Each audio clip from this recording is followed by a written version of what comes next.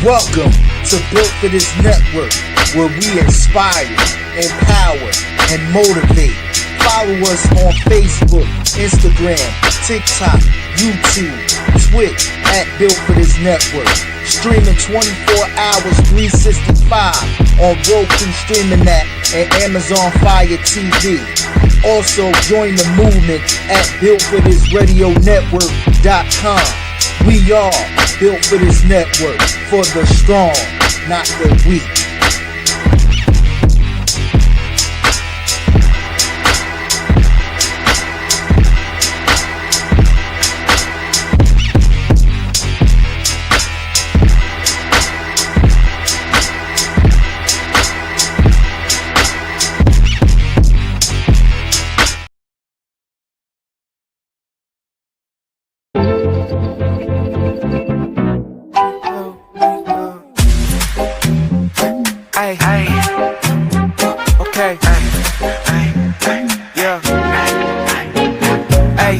For this, I get it rockin' like the chief do. Two-step king, Mukadeen and truck D2. Hella clean, pull up white thing, looking see-through. Bust a bucks banging on the speaker, it get lethal. They don't be broad, but we can really get specific. Tell me what you really know about DJ Purplish. Poetic sense, Tony Sanchez, they bringin' heat. They in the zone every time like the ENT. Game on Smash, got the padlock to it. It's for the strong, not the weak, even Madlock knew it. And if they think somebody better, they been sippin' on fluid. And ain't no party like a party with the madhouse moving. Okay, we built for this, built for this, built for this, we too built for this, built for this, built for this, for the strong, not the weak, built for this. Let's go. We are built for this network, for the strong, not the weak.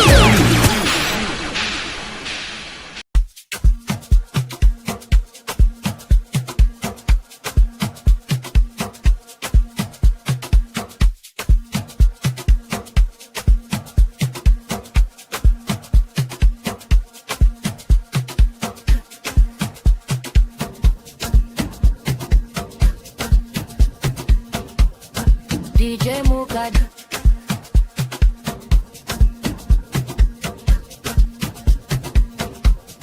DJ Mukad,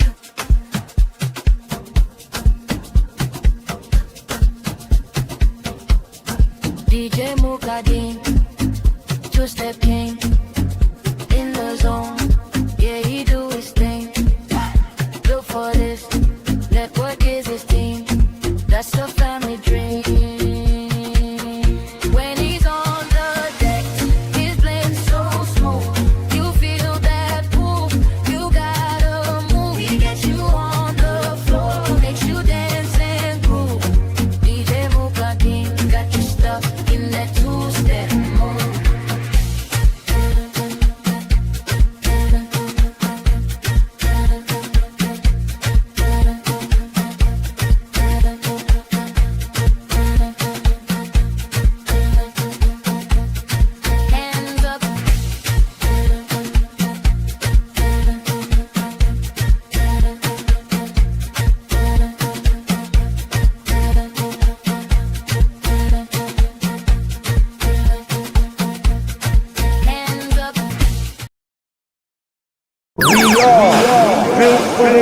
Network for the strong, not the weak. The zone, man.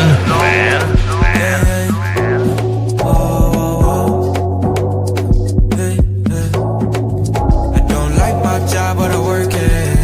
Yeah, we all need bread. Really, we just gotta thank God when it's working. I can't lay my head, knowing I ain't give my all and put it work in. I sleep when I'm dead, but dog, right now I gotta move with a purpose. Yeah, I'm moving with precision, decisions. There's so many avenues I could get in. Yeah, I was tripping, me and God, we had us a sitting. He told me do better, I said better, now I be winning. Now I'm turned up, I just work hard and I'm chillin'. Gotta stack up the money young for the children. God told me, boy, you too hard, you don't fit in. The big play for the big dogs, gonna dig in. $10 per hour, I still gotta get in. Gotta count them chickens. And y'all guys still want me at the same time. Away, gotta mind my business. I thank you, God, cause I know I'm strong.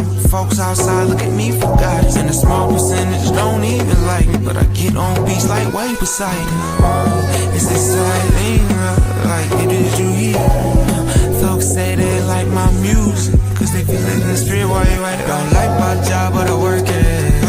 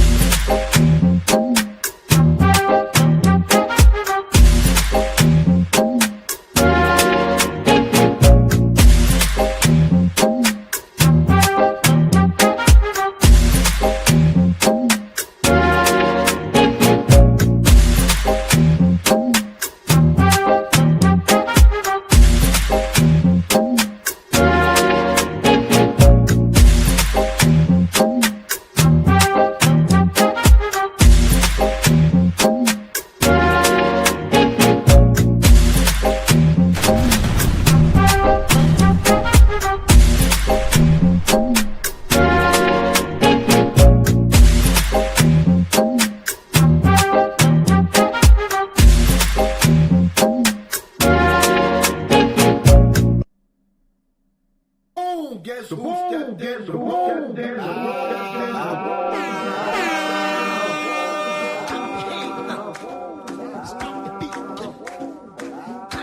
Built for this network. This is the number one Chief Rocka, Jerseyvern, on his recap show. Yeah, I said recap show. Yeah. Built for this. Nobody else can do it like me. I'm the man that comes on here, 2-3 hours straight, non-stop. I talk about everything. Sports ain't the only thing in life. I talk about life in general. guess who stepped in? Can anybody get like the Chief Rocka? I don't think so. This is Chief Rocka. I can't stop us. You don't drink no Chief Rocka. Chief Rocka was there. Chief Rocka was there till the end. Chief Rocka gonna tell you how it ended. Yes, sir. So if you know something that I don't know, call up the number 404-618-2119. Call me up and let me know what you know. You know what I'm saying? I don't give a fuck you making millions or not. He still needs coaching up. He's nothing but a player. You're supposed to be a coach that knows the system and know how you block on different plays. That's the whole thing right there. People think you just get in front of motherfucking block. No, it's not like that. You gotta take angles on motherfuckers. You gotta block a certain way. If a player's called to go off the 9-hole or the 8-hole, you gotta be able to know which way to block the motherfucker. You know what I'm saying? Chief Rocka is back. The number one Chief Rocka, Jerseyvern, the Master Blaster, the Mac is back on the radio. Get with the program. Chief Rocka is coming on. Tune in. You got your mind to the pop show. There's a lot of passion, joy, and a little bit of happiness in my show. So if you want to come in with me, come in. The number one Chief Rocka, Jerseyvern. Do you like it or don't? Built for this network. From the Jersey say. From the Jersey say. This is what you hear right here on Built for This Network. Jersey say.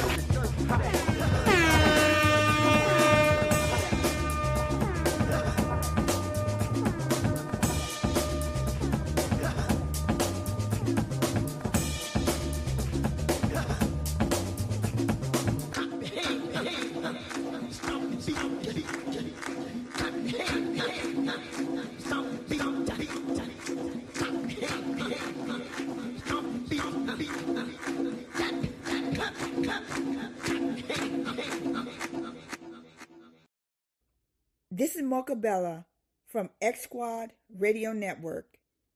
It's Monday, and you're listening to the number one Chief Rocka, Jerseyvern, recap and entertainment show, where he gets you updated on all your sports, entertainment, and news, and also has guests sitting in. Tune in and enjoy the show. Go Chief Rocka. This is DJ Poetic Sins. We're built for this network and in the zone. And you're tuned into right now the number one Chief Rocka, Jerseyvern, with his recap and entertainment show right here on YouTube, Fire Stick TV, and Roku. Download those apps. Let's go. This is your girl, DJ Purplicious. If you down with football, basketball, baseball, all those different kind of sports, come on through and check out the one and the only number one Chief Rocka. He got it all for you. Just sit back and relax. Come on through and check him out. You know what I'm saying? This is your girl, DJ Purplicious. If you down...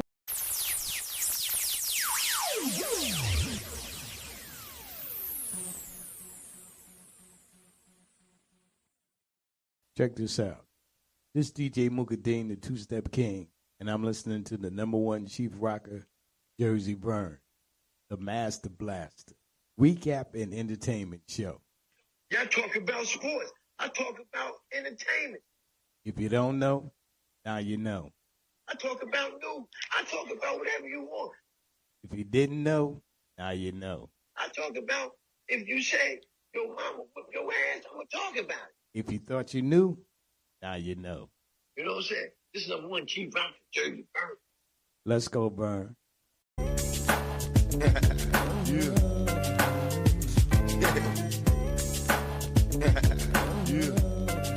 He's back. The Master Blaster himself. My big brother. The number one Chief Rocker. Jerseyvern. Yeah, man. My niggas look mad. Y'all supposed to be happy on screen. Y'all niggas look like y'all wanted me to stay in jail. Oh, busters. Now, directly from the planet, representing Jersey on the Love Love. Cool G brother. You're in big trouble now, pal. Damn, I miss home.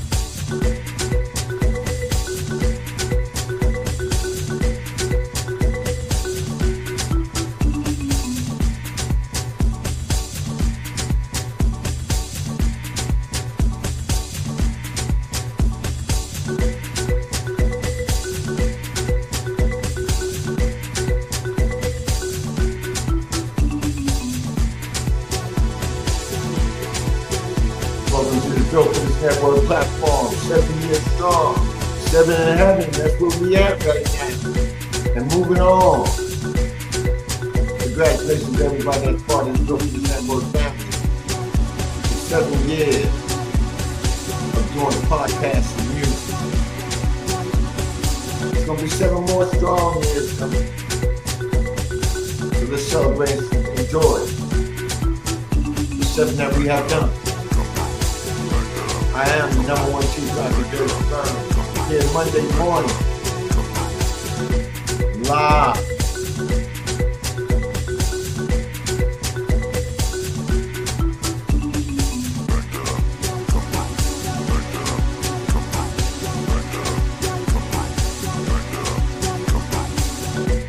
Yeah, enough of that. Yes, sir. Yeah, here we go. That right here, and this right here takes us to where we're about to go. Yeah, man, get ready. Hey, hey, hey, hey. Yeah, this right here get your blood flowing wherever you want. Yeah, what you say?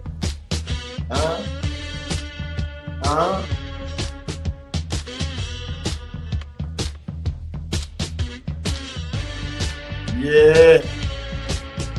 Oh man, you hear this right here? You know it's that time. Get on that gridiron and play that game. Ho! This is your number one Chief Rocker Jerseyvern here on a Monday morning in the Irma Rick studio on this Built for This Network in the Zone platform. Coming live to you down here in the ATL where the sun is shining. It's going to be another, what they will say, heat wave, man. I'm going to tell you one thing about that. Weather do not, let me tell you to you one more time. Weather do not bother me. It can be cold. It can be hot. It can be warm. It can be cold. I'm still the same number one Chief Rocker Jerseyvern. And here I am. Here I am again. Yeah, baby, Monday morning. Yeah. I thank everybody for coming on my background, listening to that back there in the background, doing your thing. That's either in the office, home, in your car, wherever you at. You know, just stay tuned in. We got a lot to talk about today. But first and foremost, before we go on my topics that I want to talk about, right? Let me see who all in the chat room. We got DJ Scribbles over there on that Twitch side coming up in here this morning. What's going on, my brother? Thank you for stepping in today, this morning. And also, man, Scribble has a good DJ show over there on that Twitch side, man. Check him out, man. Good brother. He can play some music, man. Definitely that. Next in, me, myself. I was saying good morning. Next in, man, co-owner of this operation. He's also a CEO. He goes by the name of DJ Mooka Dane, who was on fire yesterday. Mook played 2 sets. He played the double play with Poetic Sins early from 3 o'clock, 1 o'clock to 3 o'clock. Poe played from 11 to 1. I was on the road a lot yesterday, man. I'll tell you about that later. But yeah, he did his thing, man. Big ups to him. Next in the house, straight out of Shot-Town. I call him T-Nice. But everybody else in the chat gonna call him a pimp named Joe. Joe with all the hoes. What up, Joe? Pimpy? Pimp. Yeah. Oh, T-Nice up in the house. The pimp of the year. Goldie. Next in the house, man. President of Creative Design. The president of keeping this network together.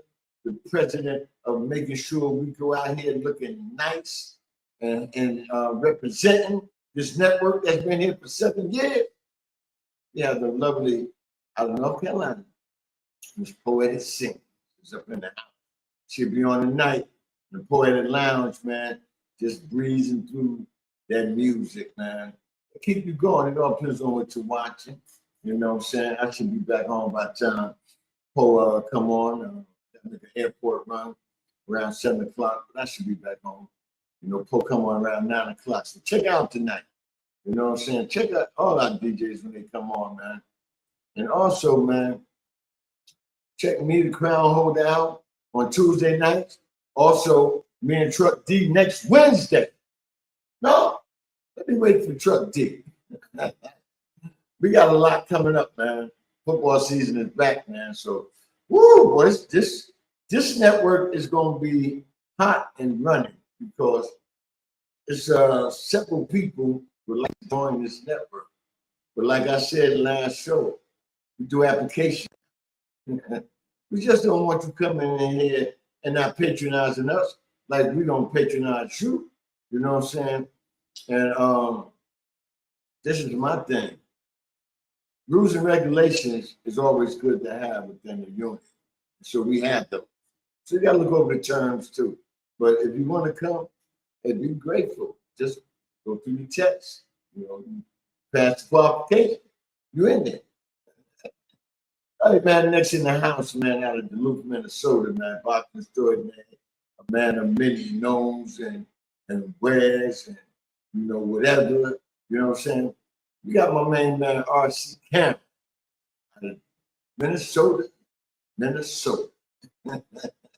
What's up, R.C.? Thank you for coming in, man. That's real. Oh, man. Got another brother up in the house, man. Straight out the BX. The Boogie Down Bronx. They're talking about our city this morning, Jungle. I'll fill you in. But anyway, he's standing down in Charlotte, North Carolina right now. He's the owner, creator, director, everything you want in the organization. Zulu Cats man himself, the Jungle Brother. What's up, Jungle? Thank you for coming in. We also have my main man up in here. He's also CEO and owner of this operation. He goes by the name of the Crown Holder. Crown Holder came on Thursday morning and did his thing on their house. And the poet sent through the house on Thursday. He do it in the morning, she do it at night. It's twice as nice. The duo. Yeah, the duo, dynamic duo. Batman, Batwoman with him, Batman, and Batwoman with him. We got my main man, mad to the motherfucking Knox up in the house. What's going on, Knox? Yeah, I like that. The dynamic duo. Yeah, I understand that. Man, straight out of Oregon, Portland. I know she's glad football season back because she's a big time football fan. She play that fantasy sports like we do, mainly football. I don't know if she play anything else, but she's good at it. She also knows how to talk sports. And also, after the show, I need to holler at you. We got the lovely Miss Tiffany Poodle from Portland up in the house. What up, Tip? Yeah. I like that. That woman with him. Batman. Yeah. Bat. Wait, hold up. I see a name up in here. Did I go past him? Oh, yeah. Yeah. Straight out of Dallas, Texas. Woo! There ain't no taxes. They feeding you all that good steak, man. Cows is running good down that motherfucker. You don't hear nothing about no salmonella and all that bullshit with they cows and shit down there in Texas, man. You know what I'm saying?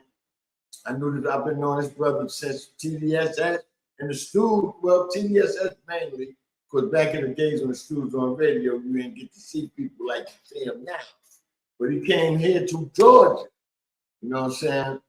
He rode down here to Georgia, big truck driver. Goes by the name of Loose Neck. Shop. What's up, Loose Neck? Thank you for coming in, my brother. Looking like Fred G. Stanford this morning. I hear you, bro. That's my main man. Loose Neck funny, man. Loose Neck should be on stage too, boy. He's a comedian too. Yeah.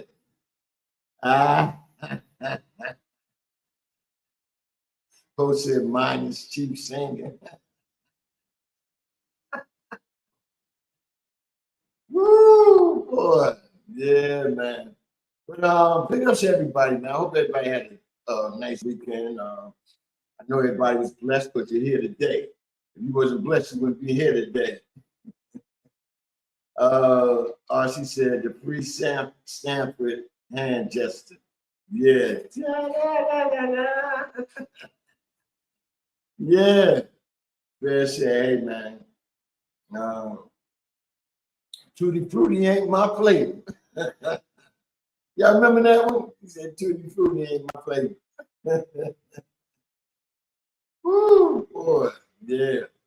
But anyway, just hope everybody had a good weekend, man. My weekend was kind of rough because I told you that story of how Lyft let me go after 4.5 years, about 15,000 rides. Made money, a lot of money for them, made money for me. But, when you're in this society now, where it's, it's the Gentiles' word. Whatever they say, go. You know what I'm saying? Of course, I know it wasn't even though they answered the phone a lot, there was no Indian, no Aborigines. Them the only two I really hear answering phones when they call you. You don't call them. You put a message in to be called. So when they called, I know it wasn't none of them made this decision. It was that blue-eyed, blonde hair, or sandy, dusty-ass head motherfuckers sitting up in the corporate seat. The motherfuckers you can't say shit to. You can't even email these bitches because they don't give you email address form. They the motherfuckers made that decision. Due to the fact, people that send these emails to them about drivers, a lot of them try to get over on ride. That's a lot of lower class individuals. They try to get over on ride to call and say, the driver did this, driver did that, and they give them a reimbursement. That's where you're wrong. If you're that hungry for people, people need rides. I don't give a fuck what they say or what they do or what they say you did. People need rides, so they're not gonna stop riding you. If you got a transportation that's been going on for as many years as they've been going on, people gonna ride you. So I don't know why these motherfuckers, every time somebody say, I'm gonna stop riding you, I'm gonna boycott you, or I'm gonna tell other people about you got bad drivers and shit like that.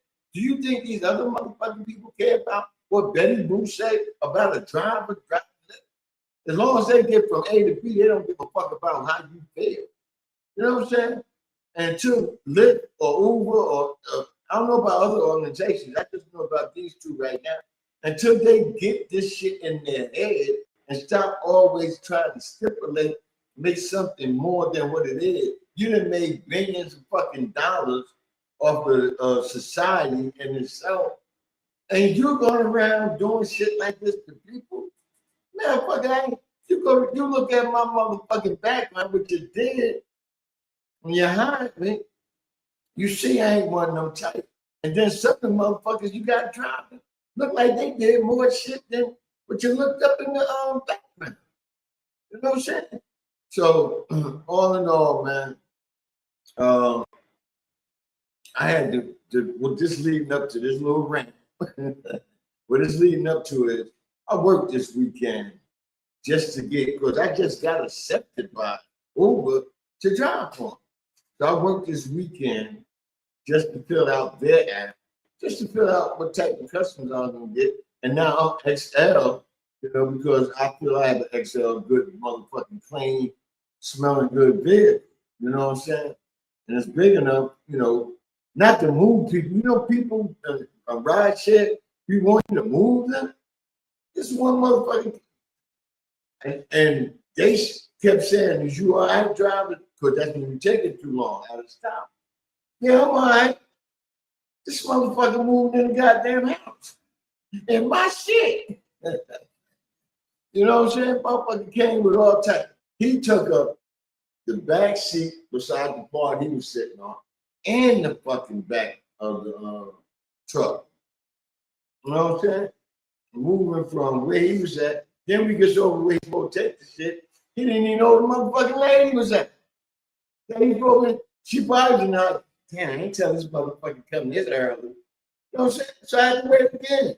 So, see, the executive up in Lyft and Uber don't know certain shit we don't do. And then they said, just cancel that route or leave that route. When you cancel, you get bad reviews on that. Because you got a percentage. How many you accept and how many you cancel. Now, my accept rate is money. I'm accepting all the big time. The other one is either areas or I didn't went to the area thing now, but I want to live. Areas and the lower money.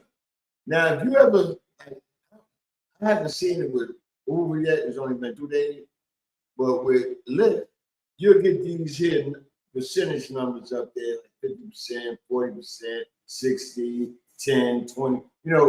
Throughout the day. Purple, pink, the colors beyond that. And it'll tell you the qualification of the money you're going to get if you pick motherfuckers up in that area. All right?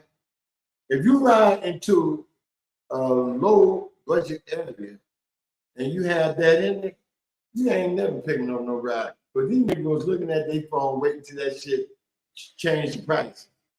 So when I ride through that area with that shit on it, I heard them get out of there because once it changed, they're gonna be wanting them $4, $5, $6 rides. And I ain't got to, that's how much we get paid. But Lyft and Uber get paid more. But that's what they throwing towards us. Especially them $4. I ain't never ride a motherfucker for $4. I ain't never. 5 either. Now over 650, I'll think about it. But 650 and up is all I take. And I'm not being discriminated. I'm just putting shit in my pocket. You know, and then I'm looking at the wear and tear of my vehicle. The gas I use, every month I fill up. You know, like this dude told me, yeah, I need to get to the gas station. And this shit was like, the light was blinking and shit. You know, like, hey, hurry up, get me there. I said, I never let my shit get down that low. That shit ain't good for you, man. I said, half and a little past half is where my shit go. And then I fill it back up. But one, you ain't spending a lot of money. You know what I'm saying? People talking about gas price. Yeah, you ride around down there and eat. Shit, you fill up, you're going to be about $50, $60. You know what I'm saying? Because you almost want to eat. You know?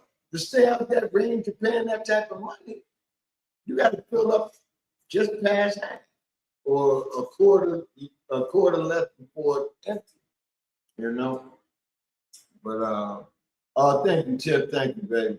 But all in all, man, yeah, that's what I was doing this weekend. And, you know, I'm getting back into the groove thing, you know what I'm saying? I spent the whole week off, you know, taking care of things I should have been taking care of.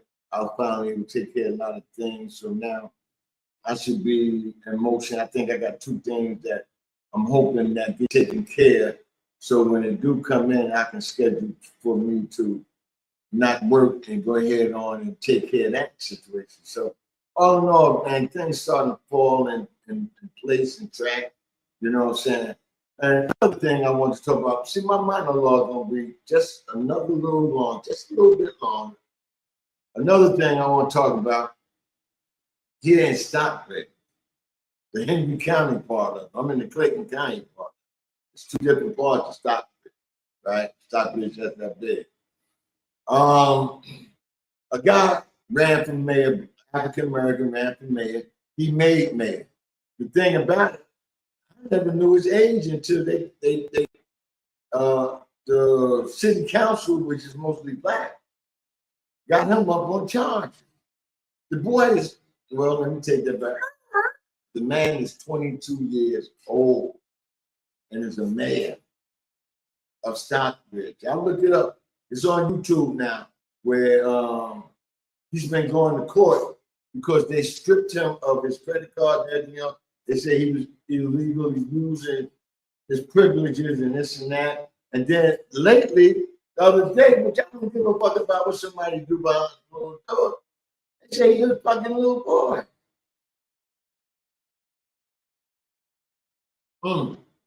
It's always something, man, when it comes down to us having. But see, now this is right here is the kicker. This is what's going to really make you say, damn, that's fucked up. We will always think that the Gentiles and other nationalities is doing to this man. When they had the town hall meeting, there was a lot of Gentiles up in there. And one dude said, hey, we voted him in as mayor, man. But what's the problem? He said, we don't think he's doing no bad job. He didn't even get a chance to do the job yet. He just been voted in.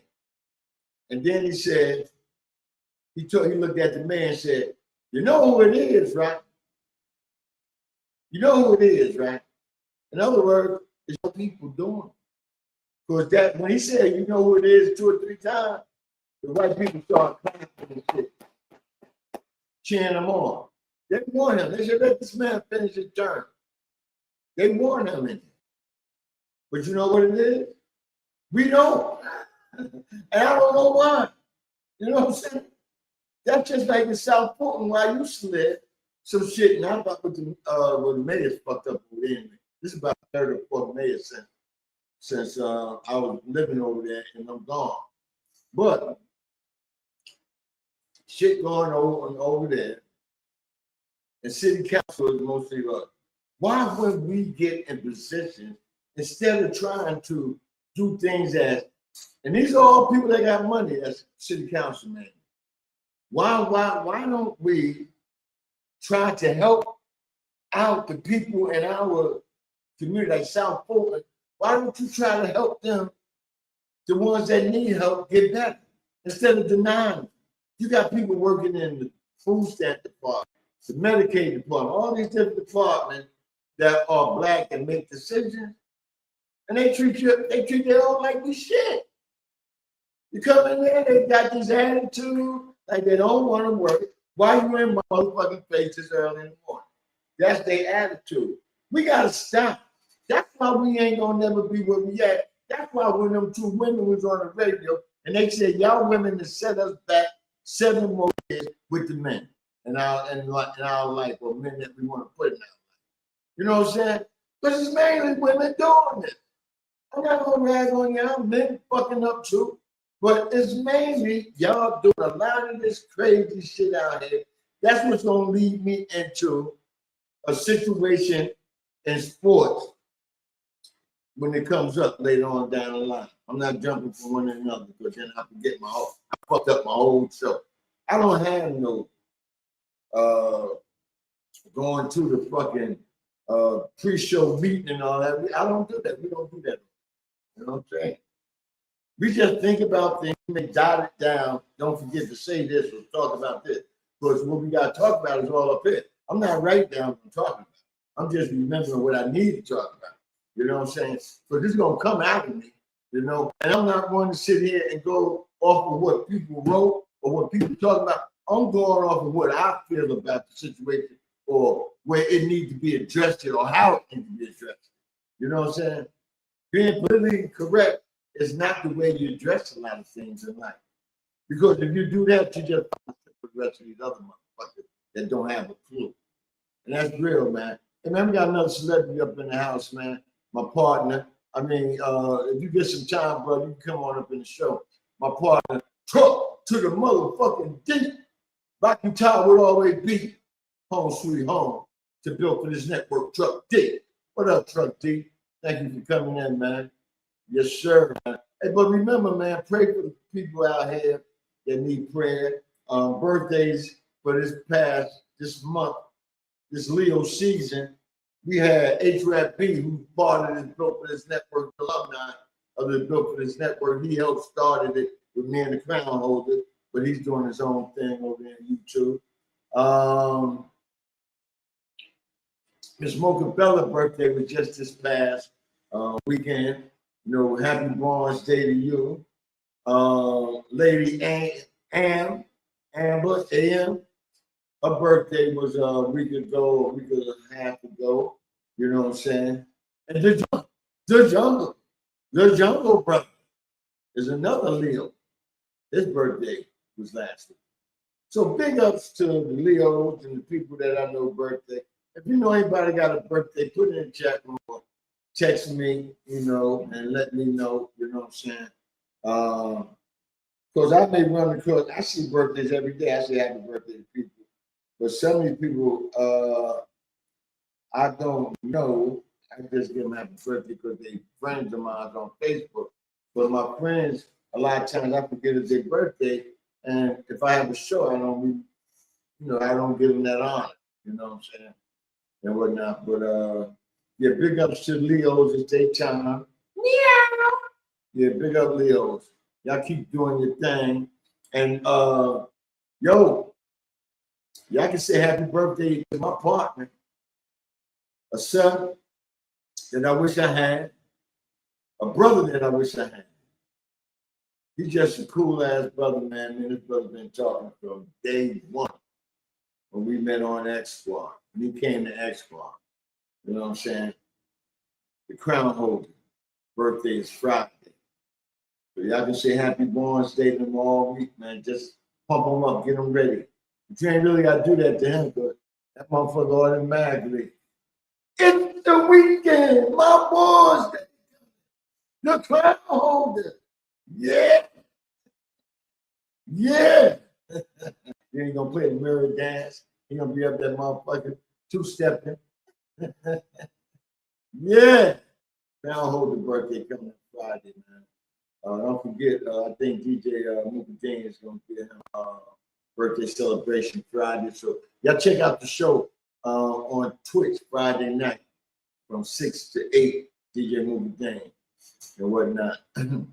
But anyway, man, we're gonna move on, man. You know, let me see, but anyway, big ups to the man. I can't even, the sad part about it, I don't even know the brother's name.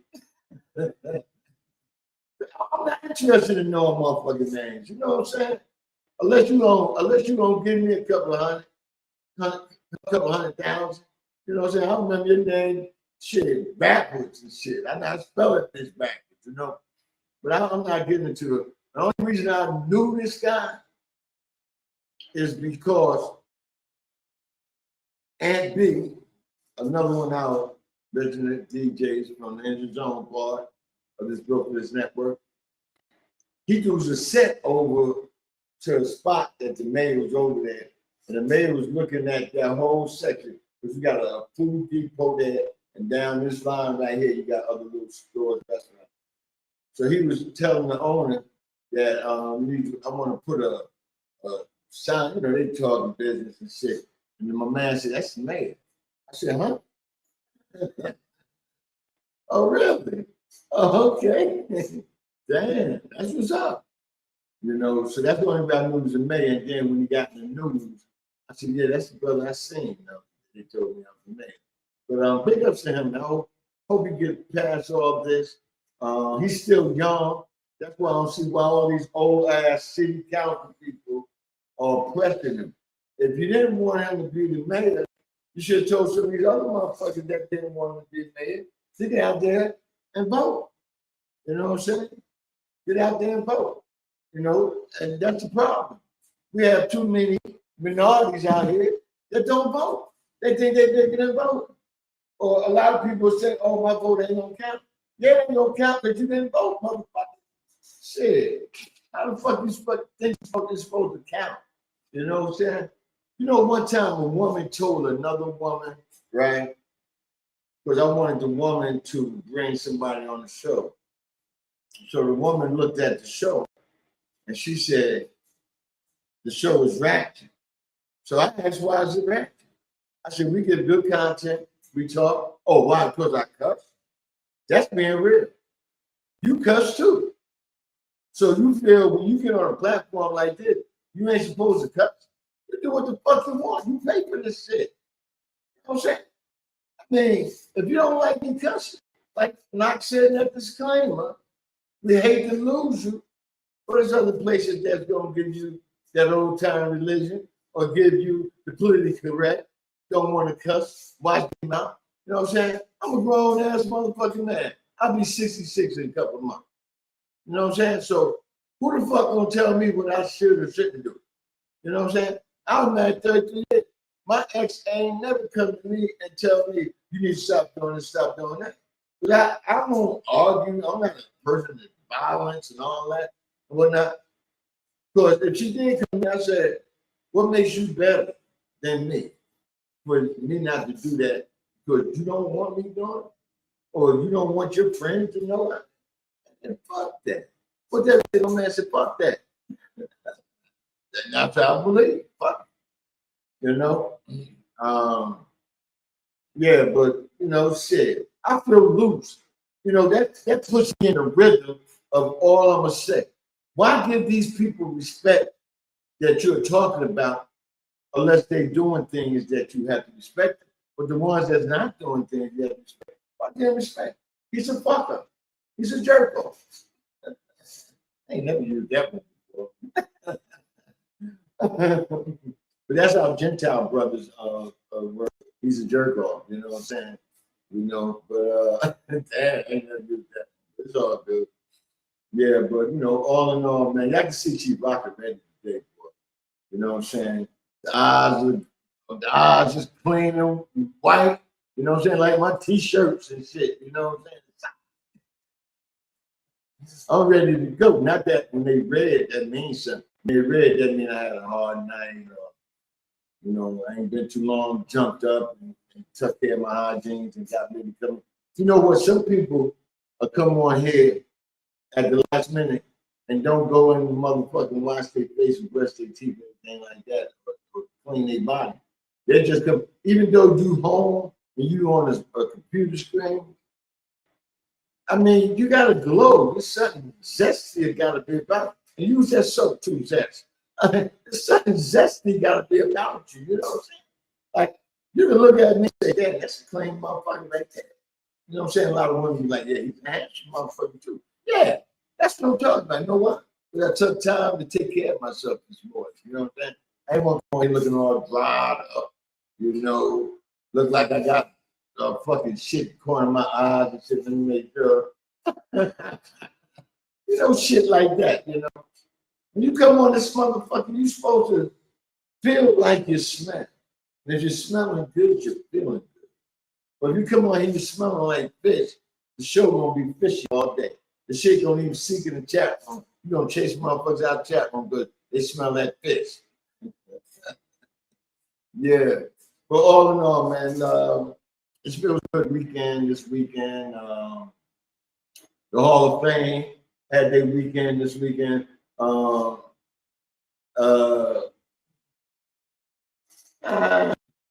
really didn't like the Hall of Fame, you know, inductees this past. There's some jokers out there should have been in the Hall of Fame that needed to have been on the stage this past weekend.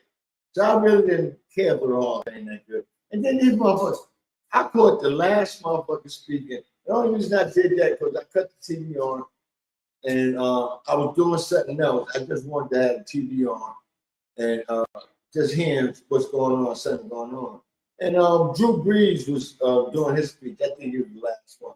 Man, Drew Brees, take that little shit patch on the side of your face and go to hell. But you wasn't all that, motherfucker. I remember your college career, but you had a good one. Yeah, you got the Heisman Trophy and all that. But your NFL career wasn't all that great. You just lucked up with a team that was ready to go somewhere.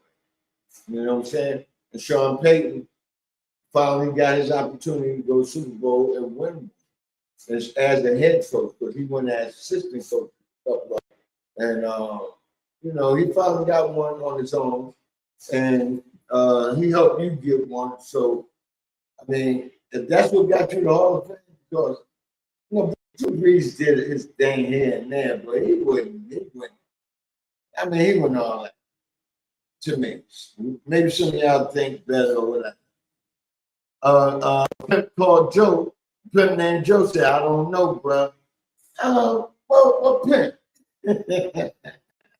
Pimp Ski. If you want to come on the show, Crown Holder, you can send me the link or you can put it in the chat. Be free to come on and we can discuss this. But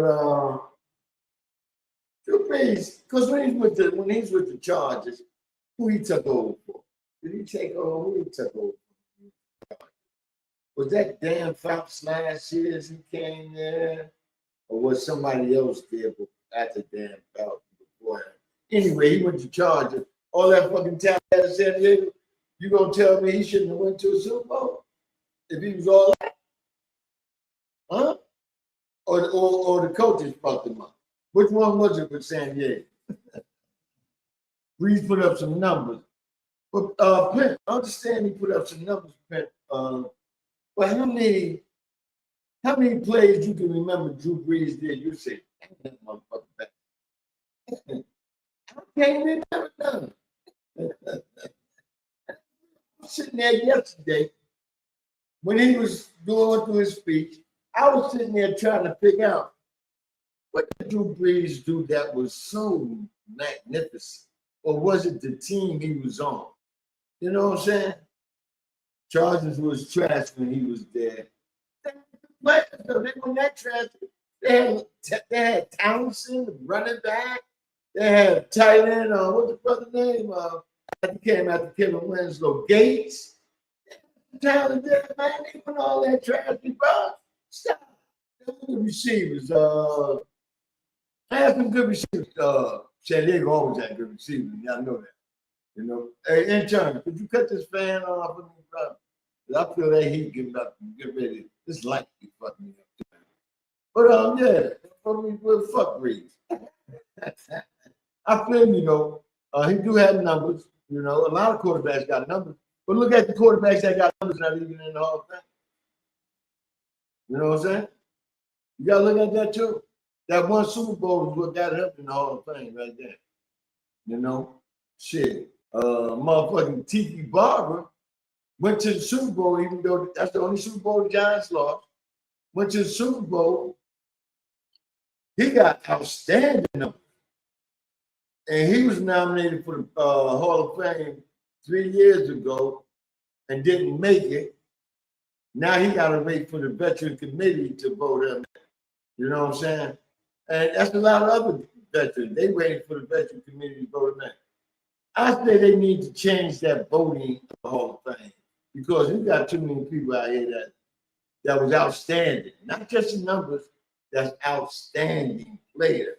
Because if you look at Tiki and you use a Giant fan or a Giant fan, you look at Tiki, majority of the time what you look at, besides the fumbling part we had at the beginning of his career, and I've seen Tiki fumble without getting hit. So it was just a handling the ball situation. I wouldn't say too much fumbling. Handling the ball situation, he was handling it wrong, and he was putting it on the ground. But every time you see him, I seen him bust through the line, hit that sideline, running down the sideline and fumble the fucking ball. That's the plays you see him, not the fumbling ball. But that's a lot of plays you see Tiki. Either catching the ball out the backfield or running that motherfucker. He got a lot of long distance runs for touchdowns. Those are highlight plays. If you got a lot of highlight plays, you're a Hall of Fame. Let me see what Jungle said. Jungle said, playing in a dome helped Drew Brees.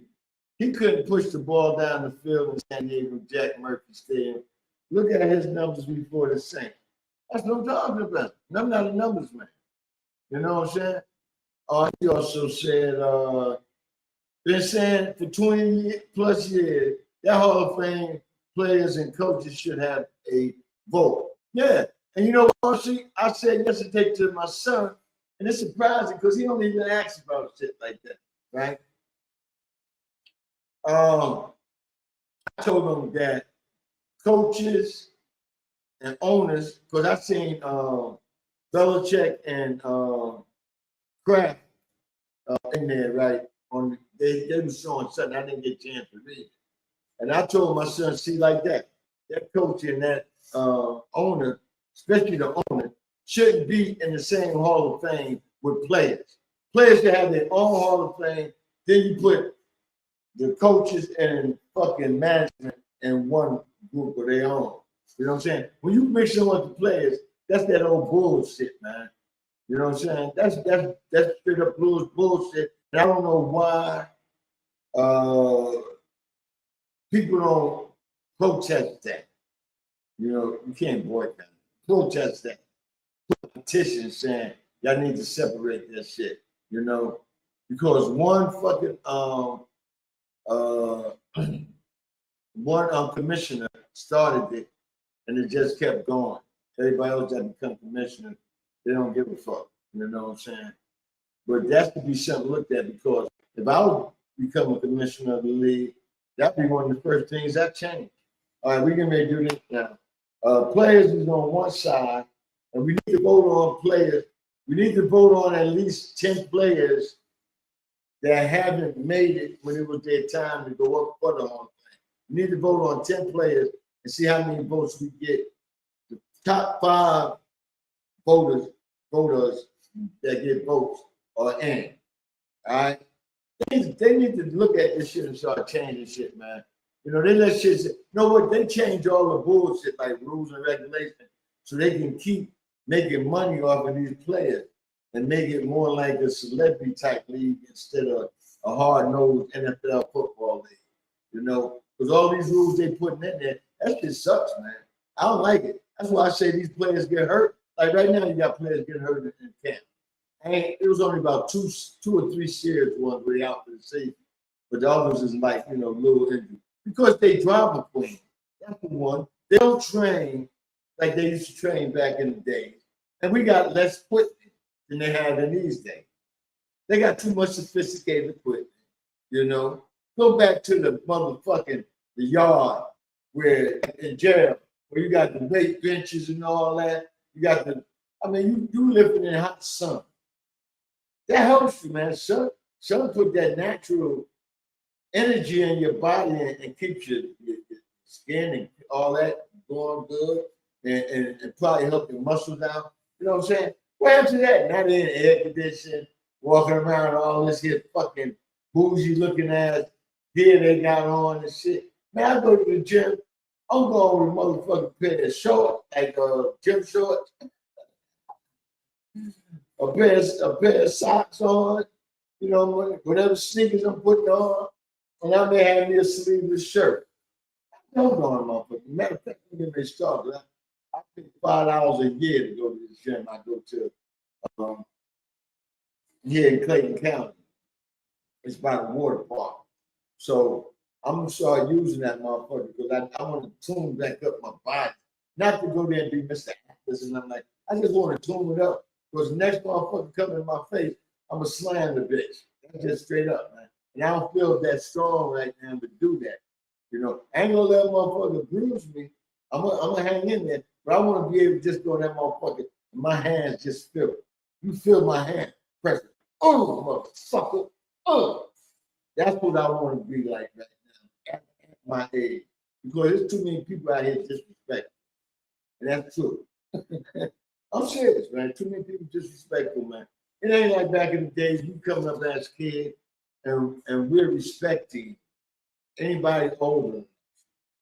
You know what I'm saying? You can be a couple years older than me, but I'm respecting you because you've been here before.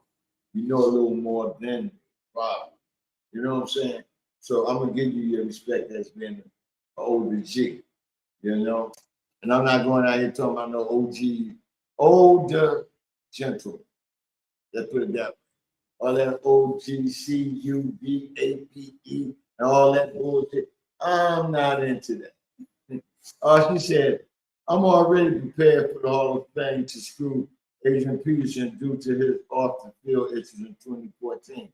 Well, if that's the case, how about some of these owners off the field, out the office discrepancies, or some of them?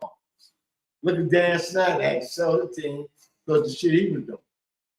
He sold his team, but he ain't get nothing else from it, And he was doing some real disrespectful shit in that Washington organization. You know what I'm saying? So, yeah, man, I feel you. I see, I hear what you're saying, bro, definitely. But right now, man, we get ready to talk about, this is the things we're going to talk about today. The MLB is hot and heavy, man. We probably got like 40 games or less. You know what I'm saying? WNBA, we got several things to talk about that. NFL preseason camp. There's not much to talk about, but I want to talk about the preseason game that came on. A couple other things within football. Little League softball. Oh, excuse me. Little League softball. Girls softball, right? They just started this. I don't know how long it's been. It ain't been that long. It ain't even been a decade. With the Little League girls softball. And the Final Four this weekend was North Carolina, Kentucky, New Jersey, and who North Carolina beat to get there?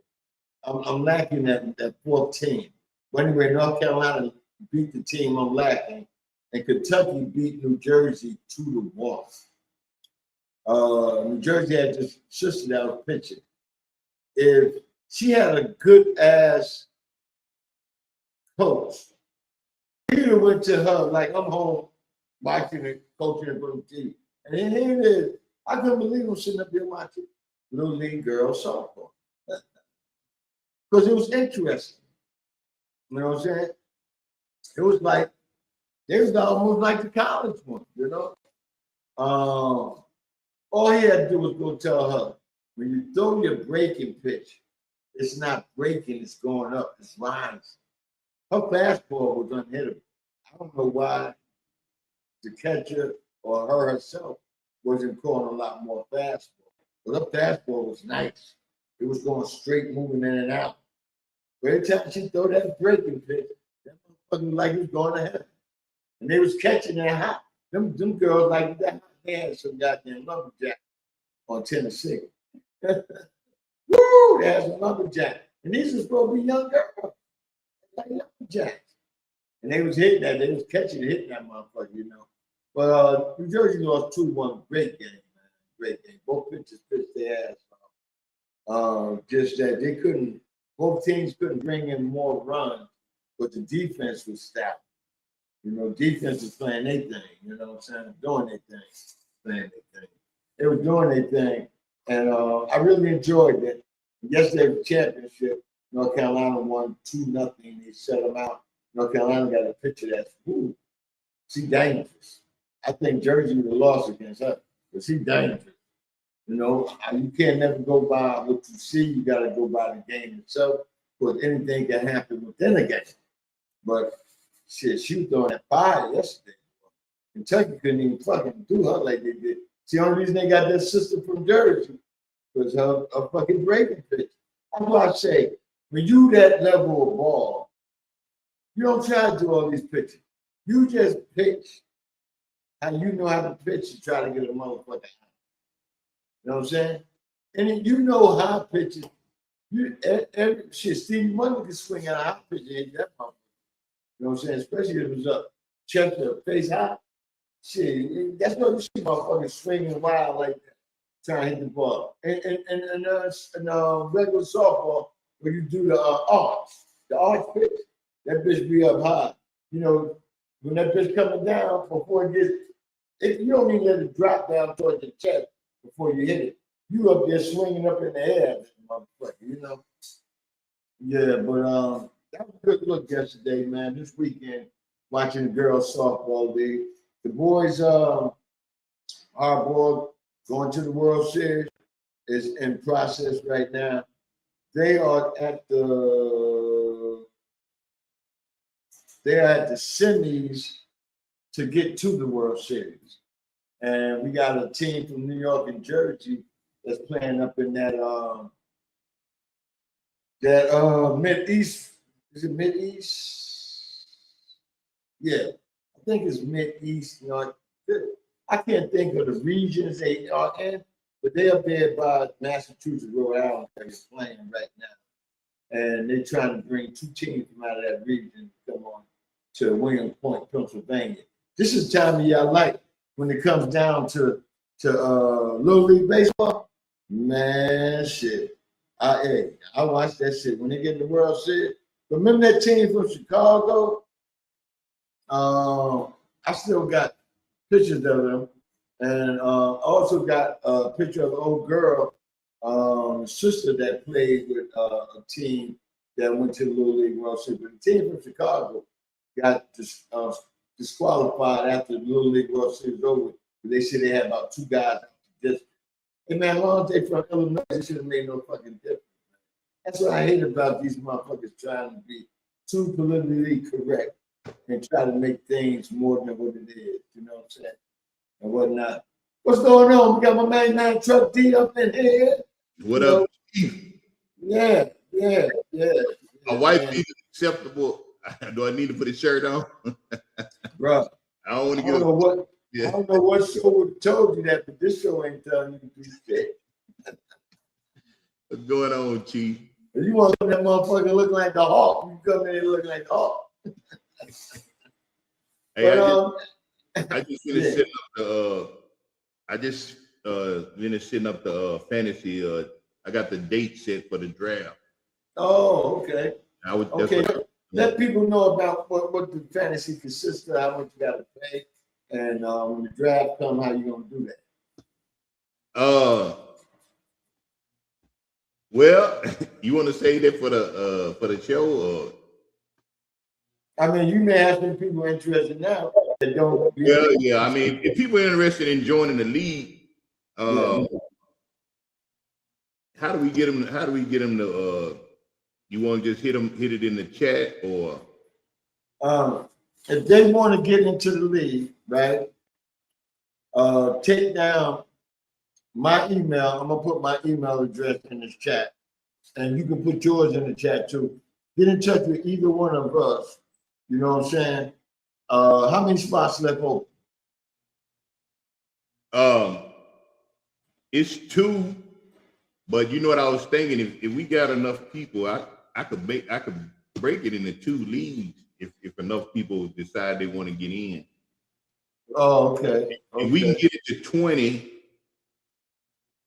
so we had like 15. We can get like 5 more people to say they wanted to get in. I can make it into 2 leagues and do 10 and do 10 and 10. So right now we got like 15 that we can do. We can get 5 more people to say. If we get to 20, I can break it into 2 leagues. So how many people is in? The league we in now is 14. We got 14 people in this league that we have now. So what? How many people do you want to be in each league? Well, 14 is the max. I won't go no higher than 14. None. Okay. So if we can get at least how many more? I said if we can get at least 8 more people, we can have 2 leagues.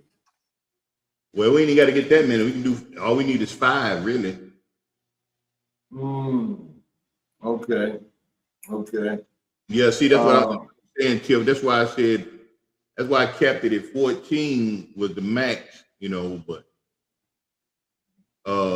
Tiffany want to know what's the buy-in fee. Oh, I see it. We've been doing 25. It's been 25. I mean, if people want to go a little higher, you know, we could take a little vote on it and see if they want to raise the money up. But we've been doing 25. Hey, I'm down to go a little bit. That's more money because I feel like I'm gonna win this year. But we'll go over more of this over on the show. By the way, the show will be start airing back. We're gonna start the show back up not this Wednesday coming up, but next Wednesday. We gonna air the fantasy football show will be coming back and the Call Your Play show. So we combining the shows this year, so it's gonna be one show for both leagues. Like we gonna do the fantasy. The first half we're gonna do the fantasy football. Then the second half we're gonna do the picks. You know, everybody gonna pick their teams, and then of course me and Chief gonna do our head-to-head picks each week for college and pro. If y'all remember, me and Chief pick college and pro games each week, but the audience that participated, y'all only had to pick the pro games each week. Yeah. Whoever get the highest number of picks in the pro game, you know, we got a prize for y'all at the end of the season. So right. Hey, if you know anybody that like to play fantasy, man, y'all let them know what we're doing. And if we go up anything, man, $35. 25. Oh, you said what now? 35. 35. It was 25 last year. Yeah, go up $10, and that's a little more. For people. You know, we just want to make it affordable for everybody. But yeah. I saw you said Loose Neck was in here. Is Loose Neck still in here? I don't know. Loose Neck. Somebody get a cow and grab Loose Neck. I don't know if Loose Neck play fantasy football or not. Yeah, I think Loose Neck do play. I think he over in the studio league and whatnot. Yeah. But yeah, that'd be good, man. We had 2 of them. Yeah, good. Yeah, that'd be good for network. And we'll be coming on from 7 to 9 next Wednesday.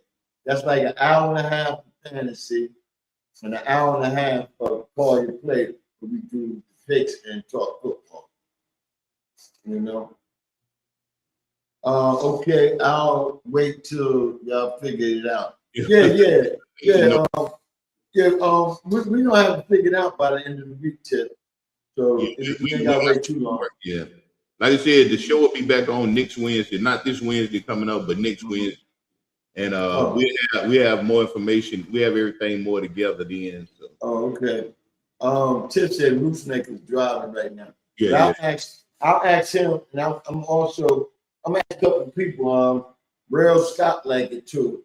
Ask a couple of people if they want to participate in our fantasy too. You know what I'm saying? Yeah. If I got to put $1.99 to have my check read, I'm gonna put out there for people that's not able to get in the school league. We got a Built for This Network league, and we got to start it up. So come check us out Wednesday night on the show. You know, I just thought of something though. Yeah. If we don't have enough to fill up 2 leagues, we can have some people join both leagues. Like me and you can join both leagues to help fill up. Oh yeah. You know, to help fill up. Oh, that ain't no problem, man. But we should have. Me and you can join both leagues. Yeah. You know what I'm saying? And then or we could just do it that way. Me and you go ahead and join both leagues. That'll automatically fill up 2 spots. But you know what, man? You know what? If that had to happen, we'd do that. But it's enough people that listen to these shows. Yeah. Yo, crowd holder, I know you can be in the fantasy. Pope, don't be no stranger, baby. Women are in fantasy. Look at Ted. You know what I'm saying? So, I mean, we got enough. And what T-Man? What T-Man? T-Man being the pickers, why he can't be in the fantasy? Yeah. Pope know her football. Oh, yeah, Pope know her football, yeah. I mean, she need a quick tutorial on how to do the fantasy. I mean, it's quick and easy. It's not. Yeah. Oh, you gonna do a part of the show next week where you teach people how to do fantasy. We could do like a. Oh, she said she played before. Yeah. I guess she got too much football knowledge to not have played fantasy. You know, to not know about. Right. She knows players. She came in second 2 years in a row. But not doing the other this year. Okay. So you just didn't want to show us up. Is that what it was, Poe? Yeah. Oh, something like that. Yeah, something like that. You know. Yeah. Hey man, but next Wednesday, we don't even know what our name gonna be yet. We got a lot of work to do this week. Yeah, we got a week. And we got to get a lot of things going. We got to check this week. Yeah. But since you on here, Truck, I'm gonna go ahead and do the football thing first, right? Yeah. Number one thing I wanted to talk about was Teddy Bridgewater is retiring from football, permanently, right? Mm-hmm. I think Teddy Bridgewater is still athletic enough, still know the game good enough to still play. It's just that he don't want to be nobody back.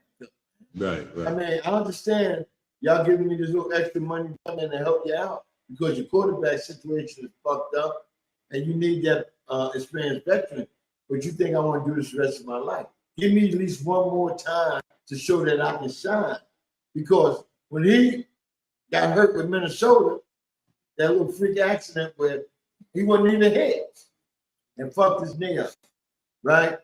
Yeah. He never regained stardom as a starting quarterback. And I don't understand that. I mean, I don't know, man. We ain't at the practices. I don't know what the practices look like. I think you still play, but I think he probably got some other things he want to do. You know what I'm saying? Because he had started coaching and stuff like that. Yeah. And I mean, just sitting on the bench and holding a clipboard, it's probably something. It probably just don't intrigue him. Like you said, he want to start. But because I think this man was coach of the year for high school. Right. Brought a high school to the championship. You know what I'm saying? He'd rather deal with the kids than to be sitting on the sideline for 17 weeks with a motherfucker on. And then in practice, you get a couple of reps here and there. You know what I'm saying? Or you scout team quarterback. You know what I'm saying? He get tired of that shit, man. I don't blame him, man. She got a question. What platform? I already answered. What platform did you go? Yahoo. Okay. Yeah. I mean, it's easy money for him. You know what I'm saying? If you think about it, it's really easy money for him. You know what I mean? But I don't even think it's about money for him. You know what I mean? He could sit there and make the money just being a backup if he wanted to do that. Mm-hmm. But I just don't think. I think he want to be doing some active. He want to be more active doing something. You know what I mean? Right. And I don't blame him, man, because hey, man, he's a good motherfucking quarterback. I know. I hated it. He got his career took the trajectory that it did, man. Because before he was about to blast off. Yeah, before that injury, man, he was. Yeah. I hated that, man. Yeah, me too, man. And for RC Minnesota fans, man, I hated it for y'all, man, because I don't know, man. Ain't no telling what Bridgewater would have been for y'all if he hadn't got hurt. Well. Oh yeah. He definitely would have been something, man. Number 2, right? What you think about Donald back to play with the Rams? Sam Donald coming back. I mean, not Sam Donald. Aaron Donald. Yeah. I mean, it's a good thing if you want to do it. It's good for them, man, because I enjoy watching him play, though. You know what I mean? He went in players like this. For him and Miles together, oh Lord. And see, the thing about it, when he was on that team, that had the 2 young, the guy that they sent to Cleveland. Yeah, he was. And then number 0, right? Both of those was young players. Yeah. And he was moving around the whole line. They was lining them up in different parts of the defensive line. But now he can stay on one side, play tackle and end, and Myles Garrett can stay on the other side playing that end. You ain't got to move him around like that. That's one reason he probably said, I'm coming back, because now we can pressure from both sides of the ball and just destroy quarterback. Well, they could put him in the middle because they still had what's the other one you said? 0 was the numbers? Was it 0? No, which one did they send off? They had 2 ends. Not the one they sent one off, but they did have another end already, didn't they? Didn't they have 2 ends? Yeah, the one with the Cleveland. The name no, Burks. Versus 15, right? Yeah, he went with Cleveland. And the other dude was number Verse went to Cleveland. Yeah, and number 0 is still there. Right. I forgot his name. Oh yeah, that's what I'm thinking of. So with him on one side and then you Garrett on the other side, but then you could keep your boy in the middle. You know what I'm saying? You gotta put him on. Oh no. I said on the side he played tackle. Oh, okay. Sometimes they're gonna put him on that end. Yeah, it all depends on defense. What they use. Well, they don't have to put him on the end. They could just keep him up the middle. Right up the middle. So you got an even flush coming up at you. Right. Like that Giant defense like used to be. Like the Super Bowl years. You ain't got no escape. Ain't no escape to the right, left, or the middle. Right. Right. Man, that would be only reason I would like him to come back. And that don't mean the Rams gonna automatically go and win the season. No. But the only reason I like him to come back because I hate players cutting their career too short because they're not happy. He left because he wasn't happy. And you know that. You know, it wasn't about the money. He had money. They just paid him. You know what I'm saying? Why would you say he wasn't happy though? I don't know. Because they just won the Super Bowl. You know what I'm saying? Like, why wouldn't he been happy? You getting the money, you getting all his money. They were winning games. They just won the Super Bowl. I don't know, man. I don't think it was he wasn't happy. I think maybe his body was kind of taking a little toll on me, and he needed a break. Shit, when he stopped playing, He didn't give his body a break. That bitch was He's still working out. I don't understand that, but working out is different. Maybe too many double team, triple team. Right, yeah. That's That probably what it was. different. Yeah. Yeah, you can be very unhappy about that shit. You know what I'm Yeah, saying? The coaches and general managers is not really getting people in here to like a veteran, like with the two rookies they had, they could have got another veteran in there to help them out, to take away a lot of the triple teams. You know what I'm saying? Mm-hmm. They didn't do that, man. We got my main man up in the house. You know what I'm saying? Originally from Moncks Corner, South Carolina, Mo Float. He's down in Virginia. You got Fly Top up there. What's up, Fly? What up, Fly? Fly said he's working and getting hit in two different things. Oh, yeah. He said what I was saying. Working out and getting hit is two different things. That's the same thing I was saying. Yeah. It's one thing that would be worked out, but then you getting hit. Yeah, but I'm just saying, that workout's gonna put a little pain on you too now. You know what I'm saying? But you control the workout. You can't control them niggas keep hitting you. Yeah, you can't. Sure can't. Yeah, but that would be a good look, man. I would love to see that, and then that would also help Myles Garrett out. He doesn't have to work extra hard, but he's still gonna do what Myles Garrett do. Yeah, he has to work hard and try to get the quarterback, but he won't have to worry about working too hard because you don't know who you're gonna double. Who you double? Matter of fact, it's gonna be easier for him. You know what I'm saying? Yeah, man, definitely, man. Let me see. Do you think it's gonna happen though? Everybody, there's a lot of people that's is pretty solid that it's gonna happen. I don't mean. Do you think it's gonna happen? What's that? Yeah, he coming. He's already in LA. He's been in LA since last week. And he's been working out, working out with the weights and all that, doing a little private home shit. It's just a matter of him seeing what the team gonna look at. Like, he probably don't want to play preseason game. No, I said he's trying to skip the training camp, basically. Right. Listen, another thing I want to speak on is we drafted the brother out of Ohio State, Arbel Reeves, right? Who's a beast, big defensive end linebacker, right? I know you're talking. Okay, and this is my Giants fans. If y'all listening to it, you take heed of this. How I feel about it. When Scalaboo came to the Giants, they were talking about he's the toughest man the Giants got on the team, or he's gonna be the toughest man the Giants gonna have. We love Scalaboo and this and that. But it was mostly your Gentile brothers because they hadn't had a bit skeptical like him in a while. You know what I'm saying? And he liked to act crazy and do all this wild running and all that. He met his match the other day, bro. He met his match. Arbel Reeves knocked the fuck out of him. Knocked the ass down. He got up, that leg was a little gimpy. Wow. They have been saying all training camp that he looked like a Reeves looked like a motherfucking Mack truck. He's just built, right? Yeah. And Scalaboo tried to do that ram, tough, rough shit. You know how that motherfucking cement cracks and shit on the commercial?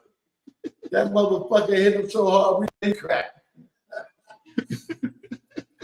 Man, I was laughing. And shit, a lot of Giants fans gonna look at me like, why you Chief Rocka, why you doing that about the team, this and that? Because I hate when y'all try to make a person more than what they are, and they're not there yet. Last year was the first year. Let this motherfucker build some time within the and then he got fucking hurt. Trying to be all fucking Superman out there. His feet going this way, his body going that way. You know what I'm saying? So let the motherfucker build up instead of y'all automatically building them up. Like, y'all got what you wanted the other day then. Hey, what's the word on the what's y'all receiver name? Wait, hold on. Damn. Neighbors, Malik Neighbors, yeah. Neighbors ready to go first game. They said he cutting, he doing everything that he used to do before he got hurt. He's doing that, making good catches. Oh, Beckham moved up towards the first team. He in that first team of 4 receivers. Who? Beckham, Odell. Odell been out there balling in camp too. He been making catches and shit. Odell always gonna catch the ball, man. I don't know why people doubt Beckham. He always gonna catch the ball because he got them hands. You know, I didn't even realize y'all had picked Beckham up. Oh yeah, man. I'm gonna tell you receivers we got. We got the kid Moody that used to play at the Falcons. We got one of y'all receivers, Austin. No, not Austin. I think he picked up one of y'all receivers. I'm trying to think of his name. But then we got the kid Austin from the Steelers, right? Right, yeah. Plus a couple receivers we still had on the team, and we picked up a couple of rookies. We got a rookie on the team that's turning heads. I can't think of his name. Y'all still got the veteran, don't you? What's the name? Number 18. You ain't talking about from Auburn. I don't know where he's from. He's been on your team for a while. Yeah. That's he's from Auburn. That's Slayton. Darius Slayton. That motherfucker ain't shit, man. He sometimes catches, sometimes he catches sometimes, but a lot of times he drops his ugly. You know what I'm saying? Slayton. He might not be around come cut. No, I don't see him being around, man. I mean, let's go, baby. You did your time. You got your 5 years. Go ahead and get your pension or go to another team. You know what I'm saying? But you done with us, though. We got too many receivers, man. We got to try to make how many receivers to a team? We got 3 tight ends. All 3 of them good. So we got Lightning. We got the kid Johnson from Penn State. And then we had Bellinger who's been there. Bellinger's more like a blocker, but he can catch the ball too. So your boy brought Likely with him, huh? Yeah. Likely gonna get about 60 balls. Coach brought Likely. He said, y'all can get rid of me. I'm taking Likely with me.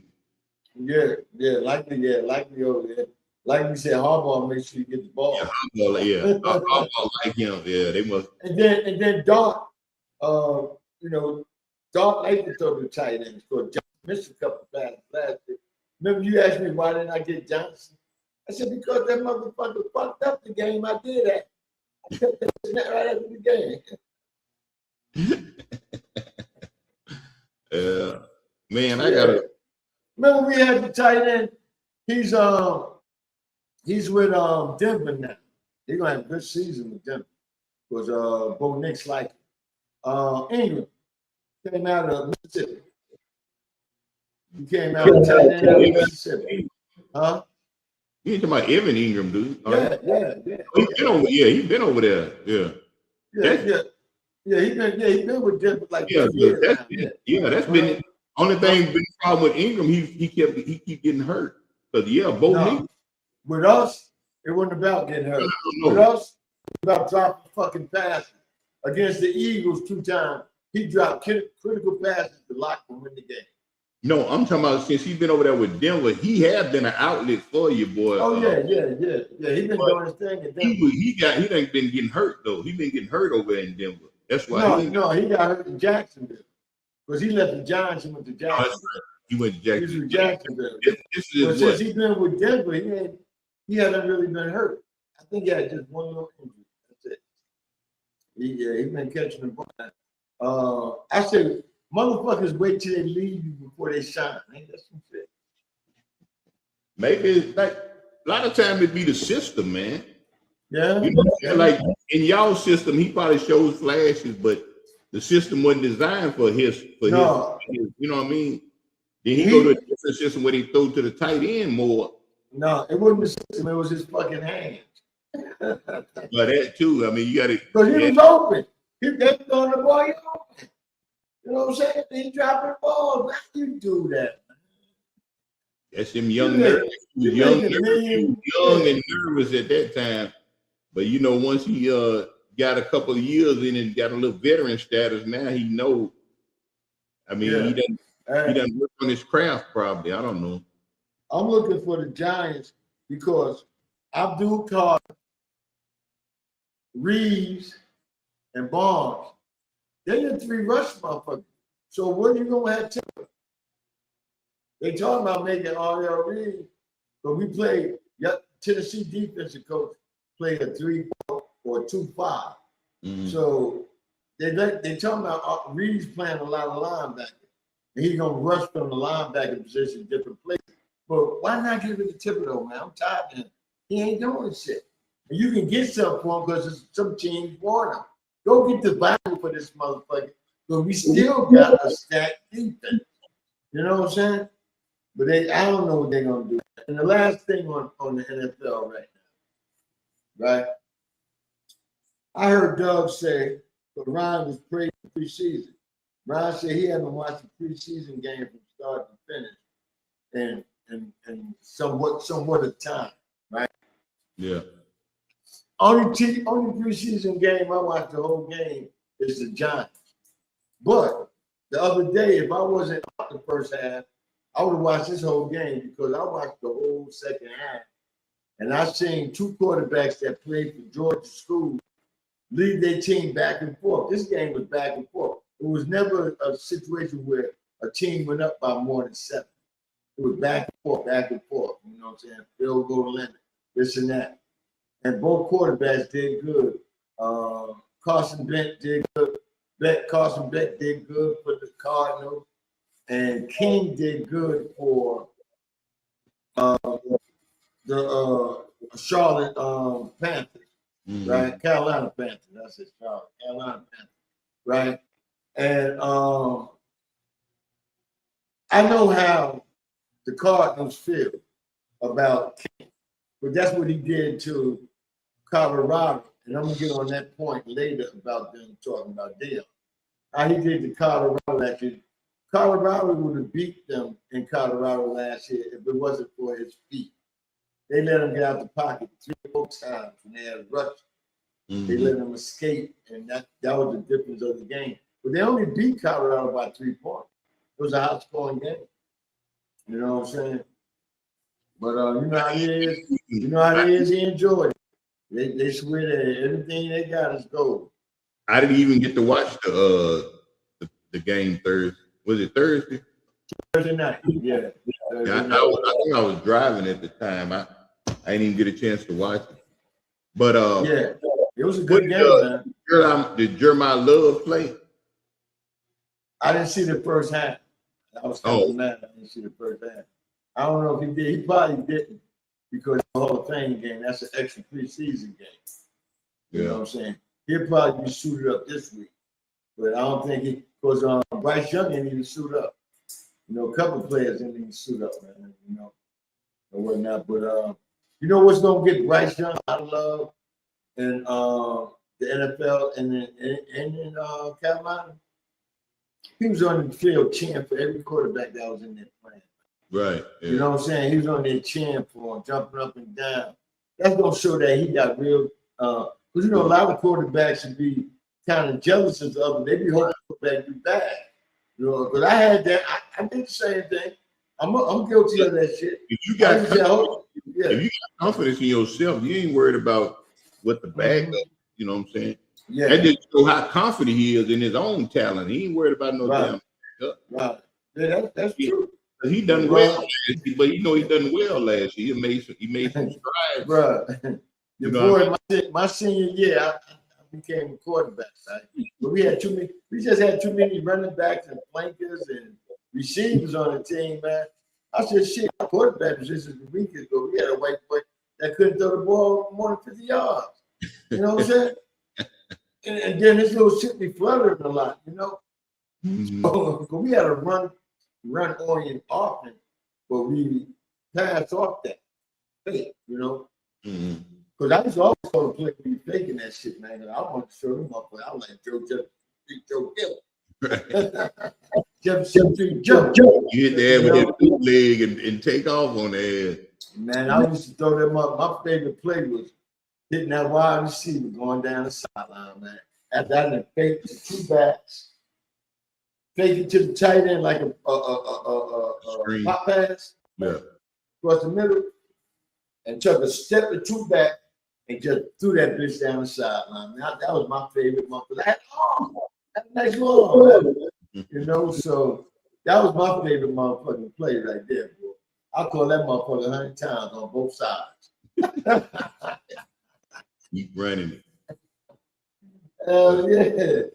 Oh man, but yeah, football is back, man. Because you get to start telling stories and shit and start feeling it. But what I was kind of pissed off about with Doug this morning, Doug talking about that preseason is overrated. Who watch preseason? Bang, bang, bang. Football is football. So you gonna tell me that preseason game wasn't better than the USFL game? I'm just, and these was the star players. It wasn't better than the USFL. Answer that question. That shit was good this past Thursday. I hope the rest of the preseason be like this too. But you got to realize the preseason is necessary, man. You can't just jump into playing football after being off for 3-4 months or whatever. No, he's trying to say we shouldn't get hoop hurrah about the preseason game. You know what I'm saying? If the people, go ahead, man. People ain't getting excited because of it's a preseason. They getting excited because it's football is back. You know what I'm saying? And they played good football. It wasn't no boring one-sided game. Yeah, it's just a bonus if it's a good game. Yeah. Yeah, Jungle said all I heard is how great Haynes Key played. No mention about how he missed Jimmy Horn, who was, Jimmy Horn. Wide fuck over. That should have been a walk-in. I'm glad you mentioned that, Jungle. I forgot about that. Wide open for a touchdown. That was Shador. Now it would have been he missed some throws. Yeah. You know what, Joe? I'm glad you mentioned that, man, because they was praising King. I'm praising how good the game was. I ain't praising how good. And all I said is the only reason he won the game was he scrambled at the end. He ain't tried to throw it in the end zone. They were just that close. And he just took off, man. You know, he almost took a big ass hit, too. We got my main man up in here, man, from South Central LA. You know what I'm saying? X-Squad affiliate, the goody old man. He goes by the name of D Great from South Central LA. What up, D Great? Big goody on the house. She said, especially if a quarterback and other positions are battling for a starting job. Yeah, preseason is good because you got people battling, man. You know what I'm saying? Preseason is necessary, man. I mean, if you don't want to, I mean, I don't know, man. Some people just, I mean, it's some football. You get a chance to see players that probably won't even get to play, or you get to see where somebody come from. Like you have players that pop up on the scene, you be like, where they come from? But if you was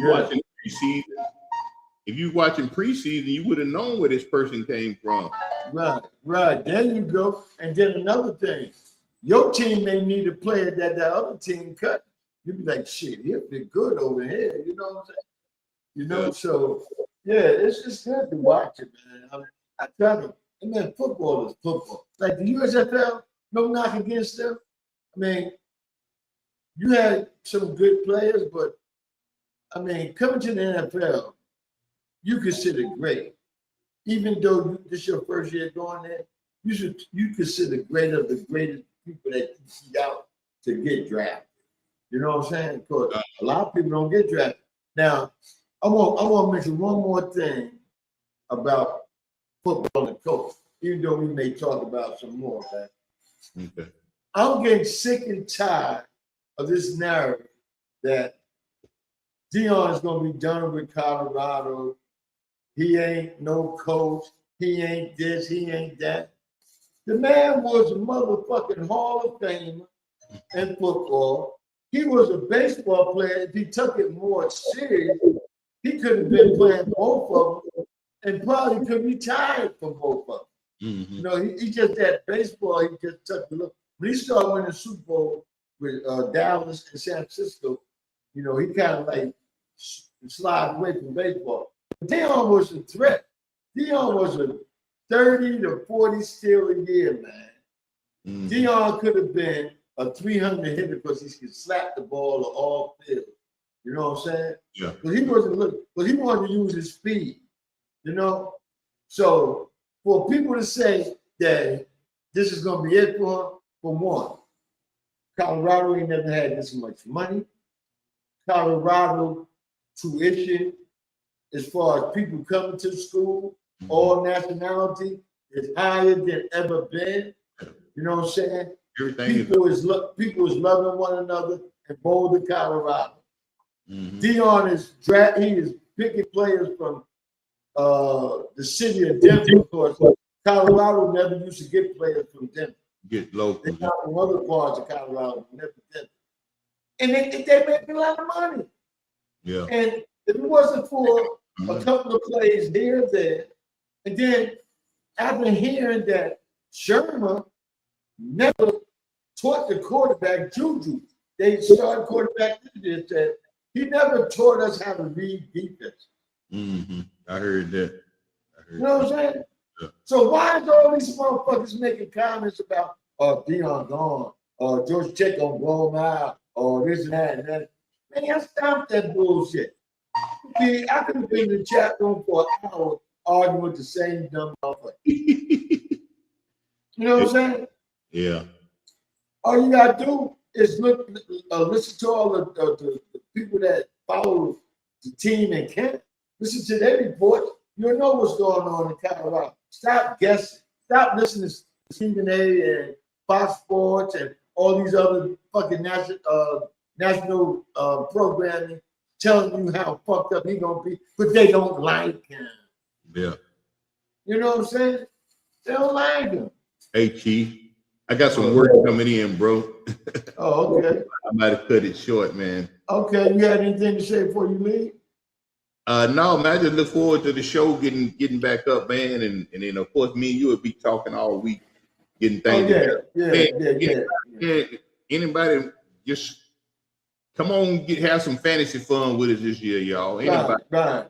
Jungle, bring your ass over there too, man. Jump on in here so we can have some fun with some fantasy. We want to see your GM skills.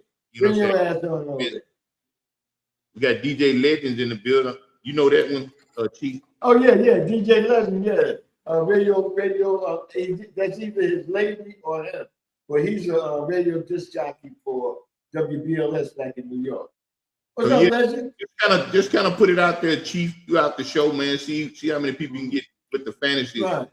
Join the league. And I'm gonna jump out of here, man. I appreciate y'all, man. Everybody have a great day today. Stay blessed up. Right. I'll let you and not stressed up. All right, brother, I got you. Right. I'll call you later. Jungle Brother said Chris Collinsworth and both quarterbacks getting yellow jackets after the game. Yeah, they got yellow jackets after the game. All that ass kicking they did, they kissed a lot of ass in that game. She said, remember Victor Cruz in preseason years? Oh yeah. Victor Cruz became a beast, man. That was my guy right there, boy. He's from Jersey too. Shit, he do that Southside thing and burnt you for a lot of yards and scored a touchdown. Yeah, they doing that sauce and shit. Yeah, pick up the Victor Cruz. She said some folks still can't get over Dion having that HBCU team. Yeah. Well, you know how that is, man. You know what I'm saying? That's like saying RC. That's like saying, say you've been going to McDonald's majority of your life, right? And then a goddamn Whataburger or whatever the motherfucker is come out and they make shit the way you like it, and you start going there and say, fuck McDonald's. You know what I'm saying? That's what Dion did. He said, hey, why should I continue cutting grass, giving away half my salary to the school to make the school better? You know what I'm saying? When I'm supposed to be coaching the football team. When the water went out, he took these boys and spent his money to the hotel so they could practice and get clean, and they got to worry about shit. And they got water to practice with. You know what I'm saying? So a lot of people ain't looking at shit like that, man. This man had bent his back over for Jackson State. This man had went to Colorado. He didn't have to bend his back over, but he's been bending over, doing a lot of things, making sure a lot of things happen with the school. He went up there and got 3 different chefs with 3 different types of food that people like, right? So that his football team can be healthy. And the cafeteria of the school, they're eating better food. Now, who the fuck, coach came there and worried about more than just football? None of these bastards. They come there and it's all, yeah, y'all better do this, y'all better get to the championship. Y'all asses is mine. That's all you got. Said, we're gonna work on being better. We're gonna work on family business. We're gonna work on making sure God is first in our life before we hit any type of weights or ball. You know what I'm saying? That's what, and they don't like that shit. They don't like it. Since Dion been at Colorado, let me see, 2 years ago, these 4 years of being with Colorado, his 3 years as coaching, right? These motherfuckers got at least 27 players accepted, either drafted or accepted a free agent invite to camp. And they still got, if I Google right now, which I'm gonna do it, how many players are still in the NFL from the Deion Sanders Colorado Buffalo team? I gave him a search on that one.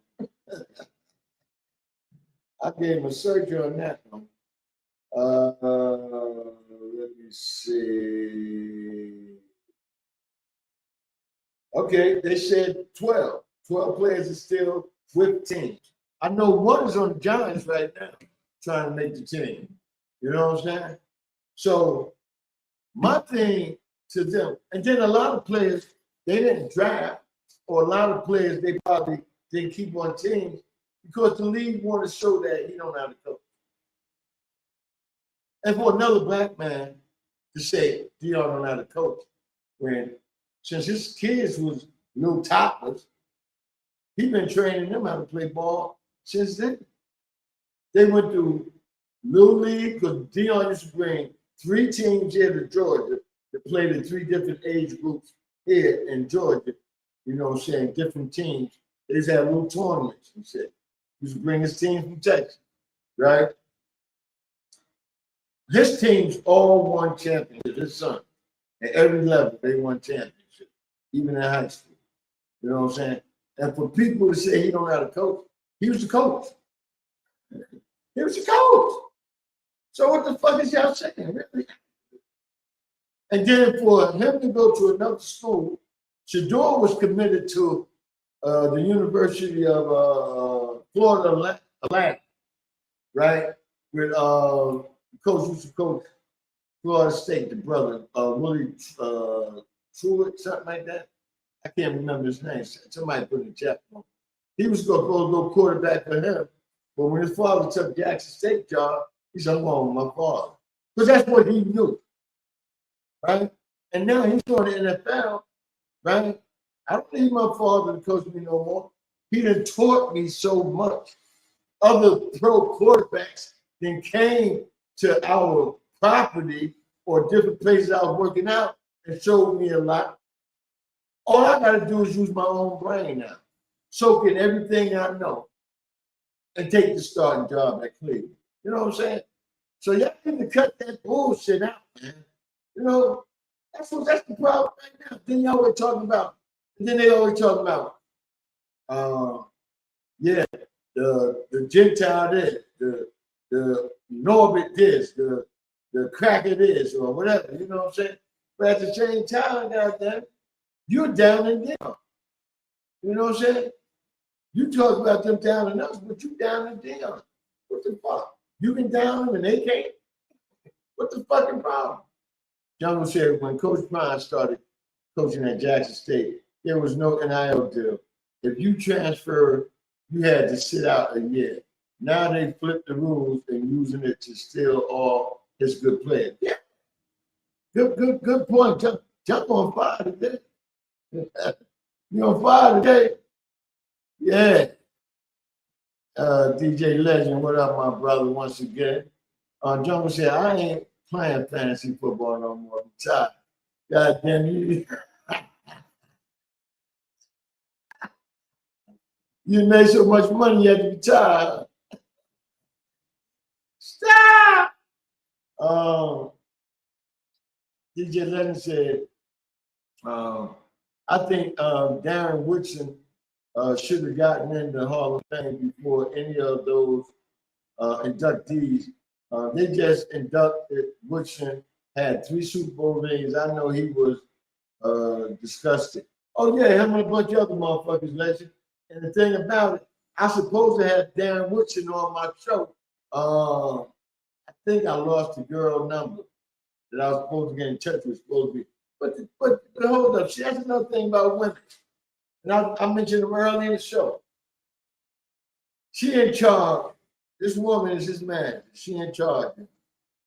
Now, if somebody trying to get in touch with you about your client, why not see what they want to talk about? I left her good messages. And the heifer ain't get back to me. She ain't get back to me. Shit. Hell yeah. And we're going to have entertainment today. I got a special entertainment report coming on. Y'all going to like it. You know what I'm saying? So y'all just sit back and we're going to do our thing. And the coach was Willie Tagg. Yeah, he's supposed to play Willie Tagg. Tagg taught him some more shit too, man. John said if they don't relax the transfer rule, Jordan Secret, if they had to relax the transfer rule, Jordan Secret would still be with Colorado. Yeah. Yeah. But you know one thing I don't like what Jordan Secret did, Jungle? He went down to LSU and the first thing I was said, hey man, glad to be here, Lane. I hope you work me hard like Coach Prime did. He went down there and said the opposite. They ain't work hard in Colorado. I've seen the military, the Marines, come there and train these motherfuckers. They train them how to be a man in combat. All types of shit they were doing. You know what I'm saying? I see motherfuckers tongues hanging out. You know what I'm saying? But Colorado wasn't doing this and doing that and this and that. You know what I'm saying? Man, y'all need to stop, man. Y'all need to stop, man. And you went down to that goddamn racist ass motherfucking situation and said some shit like that. That's terrible. You from Virginia. Come on, man. You should know better. Man, I hate that shit, man. That shit just put a motherfucking torch in my motherfucking back. You know? My shit on fire.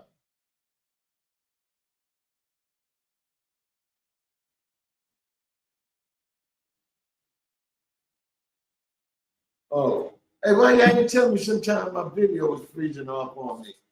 And I think that got something to do with YouTube. Because I meant to say this to the crowd holder when he's in here. My link from YouTube didn't drop in their top live program for the day.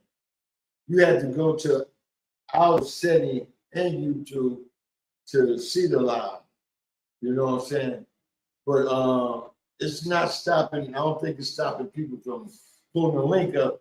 But it's something YouTube did to me today. And they need to be recommended about this shit right here. You know what I'm saying? But I don't appreciate that. You know what I'm saying? When I come on, I need to be on, but everybody see.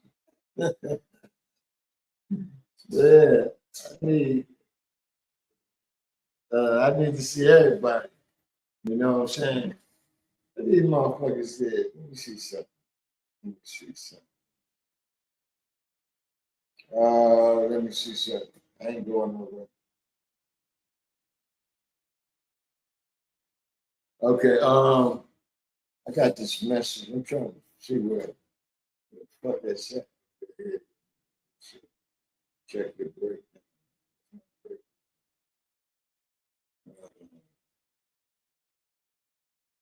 Yeah.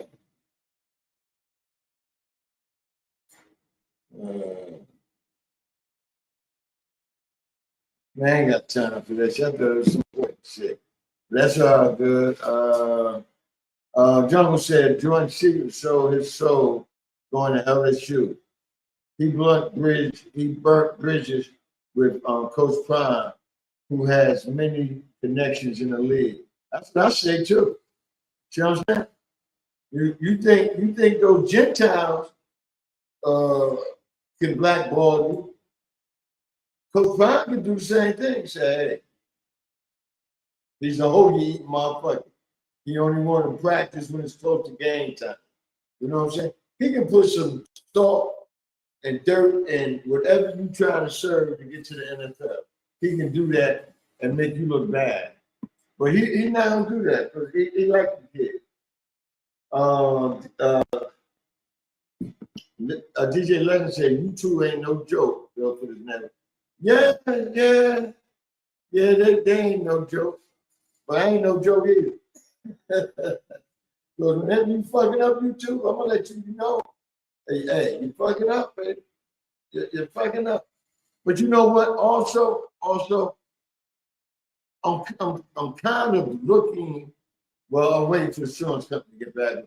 I'm kind of looking into getting a whole new desktop and mixer because I think my desktop cannot give me that brand new update that's going around.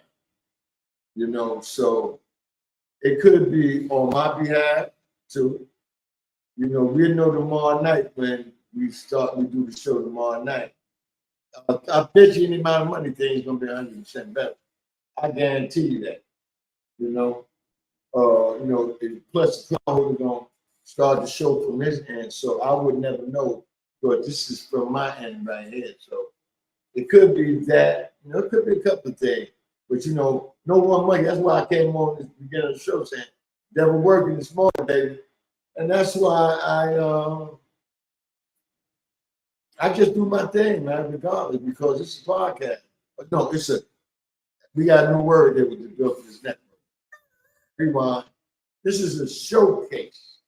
You know what I'm saying? This is a showcase. This ain't no podcast, it's a showcase. We showcasing what we do each and every time we get on the mic. You know? That's real. We don't run from shit. DJ Legend said if a Tahoe Mac or a 26, you don't want it. It's horrible. Oh, let me write that shit down.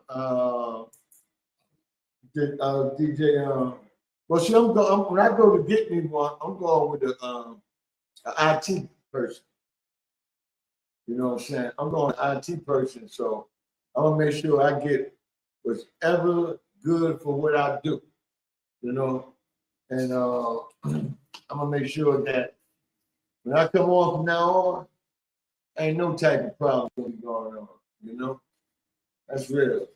And I look at it like this: a lot of these outlets be hating because we're not no big organization. We ain't got no big names over here, but we do get people, and they be wondering how you do that.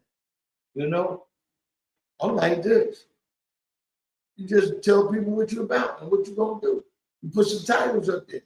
See if people catch the bait and get hooked and reel in. You know what I'm saying? So that's how it is. And then, you know, I'm gonna put it to you like this. Once we start getting our celebrities to start coming on, it's just a time thing. I gotta work out times with them, just like they gotta work out times with me. When we start getting the DJ legends to come on Tuesday nights, you know what I'm saying? And that's an invite, DJ legend. When we start getting you to come on, the Ron B's, the Ant B's, you know what I'm saying? My man John Simpson, SOS Band, James Earl Jones, the drummer from that SOS Band. My boy down here, I got a call. See, a lot of people want you to call them. So I got to start eating my pride and call them something. Like, like my man down here, Mike Jameson, he's kind of big down here on the radio. You know what I'm saying? Once you start, reaching out to them with a call, because a lot of people overlook a text or don't even want to read a text. Once you start calling them, say, hey, this is number one Chief Rocker, Jerseyvern agent. You know what I'm saying? My name is Diamond in the Rough. I'm calling because my client need your client to be on his show. Let me stop, man. But I don't have no problems, man. It's just that it's a lot of times time. The time I do think about it, may be too late to call or something, or they're into something, or they're busy or whatever, It's just time. I got to start making times out to call these people and let them know, hey, this is a real deal over here. First thing people ask you, what are we going to talk about? What I tell them is, shit, what we going to talk about me, what you going to talk about? You going to tell your life story. You going to say what you feel. This is Keep It Real show. This ain't, you come in, we got 1,000 questions for you. We may ask you some questions, but we want to hear about you first. You know what I'm saying? So right then and there, we know what you want to really talk about. You know what I'm saying? We don't force people to come here and answer the question that, what was that happening to you at the mall? Some conflicting things going on. And that's what they don't want to go through. So we don't do shit like that. When we interview you, it's about you. This is your show, right? We come in behind you and we'll ask you questions afterwards. And we're going to bring our entertainment reporter on. The lovely Miss Poetic Sin. She's a friend What's of up? mine. What's up? What's up? What's up? I'm in the car chilling. Oh yeah, looking nice. That's a nice look, though. You know what I'm saying? That's the only place you're gonna get. Whatever. That's the only place you're gonna get. You're gonna get some. You're gonna get respect, and people ain't gonna be coming up on you all the time. Somebody may come up there and knock on the window. What you doing? Say what? Somebody may come up there and knock on the window. What you doing?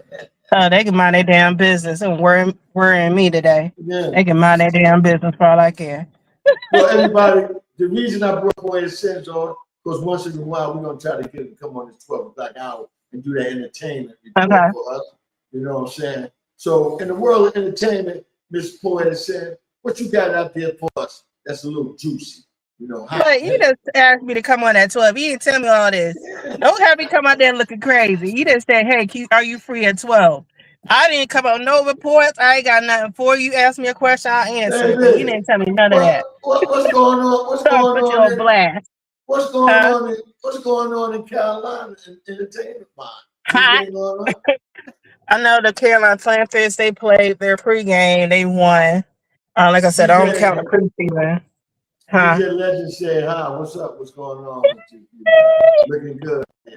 Hey, DJ Legends from Miss Cloud, Twitch, all that good stuff. No, for North Carolina wise, I haven't really been following everything, to be honest with you. I know the Panthers, they played their preseason game, they won.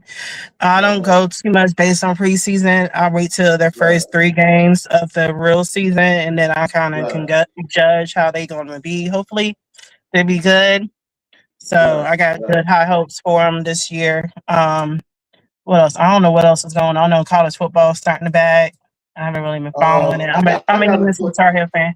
Huh? I got a question for you, right? What's up? You've been following that Usher and Chris Brown concert. Yeah, one of my coworkers, she actually went when it came to Charlotte. She went out there. Okay. She cut up. Was Charlotte the one where the woman didn't want Usher on or something like that? You talking about the one from last week when a girl went up there and she was like stiff as a board with Usher? Right.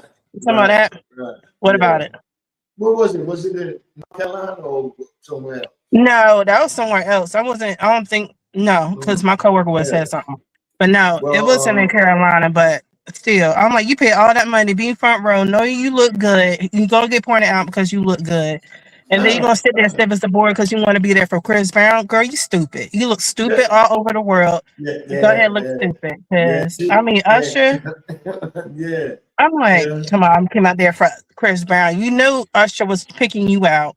And you went out there looking stupid. But I saw like this other concert where the girl actually went out there and gave Usher a show. So know what I'm I'm gonna like, go do? ahead. I need Go to get in ahead. touch. I need to get in touch with Usher and say, Usher, I know you're married, but when you get women like that, say, hold up. I'm gonna sing, but I got somebody I want you to. I'm gonna bring up here, and he know how to get freaky just like you. Come on up, Chief Right. Rock. And like people be getting mad over this stuff. I'm like, y'all forget about Janet Jackson. Janet Jackson's had shows. There are other people that had shows like that, but I know Janet, she has some stuff too. So stop acting like Usher, what Usher and Chris Brown doing is a little bit too much. But yeah, I mean, there's kids in the audience. They're going to be kids in the audience, but at the same time, you know what kind of music they do. So it's kind of like, so Hey, you pick and chose your child to come to that I concert. know where it was at. Nashville, Truck Deep, wife, and I think either a friend or one of the relatives. You talking about the one that was stiff as a board, didn't do nothing? They said she got rolled the whole rest of the show. Oh, I'm sure, because you look stupid. I mean, yes, I get it. You want to see Chris Brown because you're young, but Usher ain't ugly himself. So I'm like, girl, you look stupid. Or you could have said no. Could have straight up said no. So yeah, definitely that, man.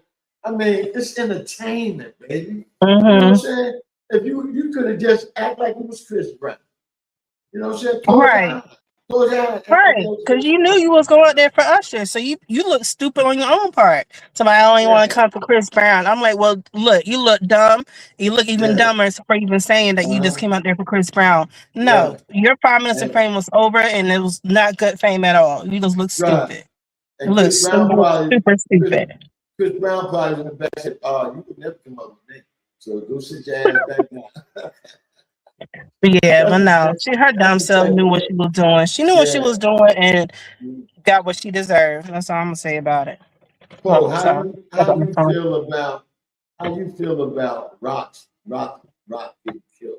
How you feel about that? I was gonna say for the Jersey Connect. I called it. You remember I told you and Knox. I called it. I'm like, watch, it's gonna be juke. It's gonna be an eye for an eye. I said it last Tuesday. You right. Y'all brushed me off. Y'all brushed me off. You gonna be able to come on tomorrow night and get your plan. Okay. Yeah, that's send me the link. Yeah, that's send me the link. I just was kind of mad the way it happened because she ain't even give Rock a chance to try to go get the gun. Duke was like, but why? Look, she about to kill you. Either kill me or kill you. I'm sorry, I'm defending myself.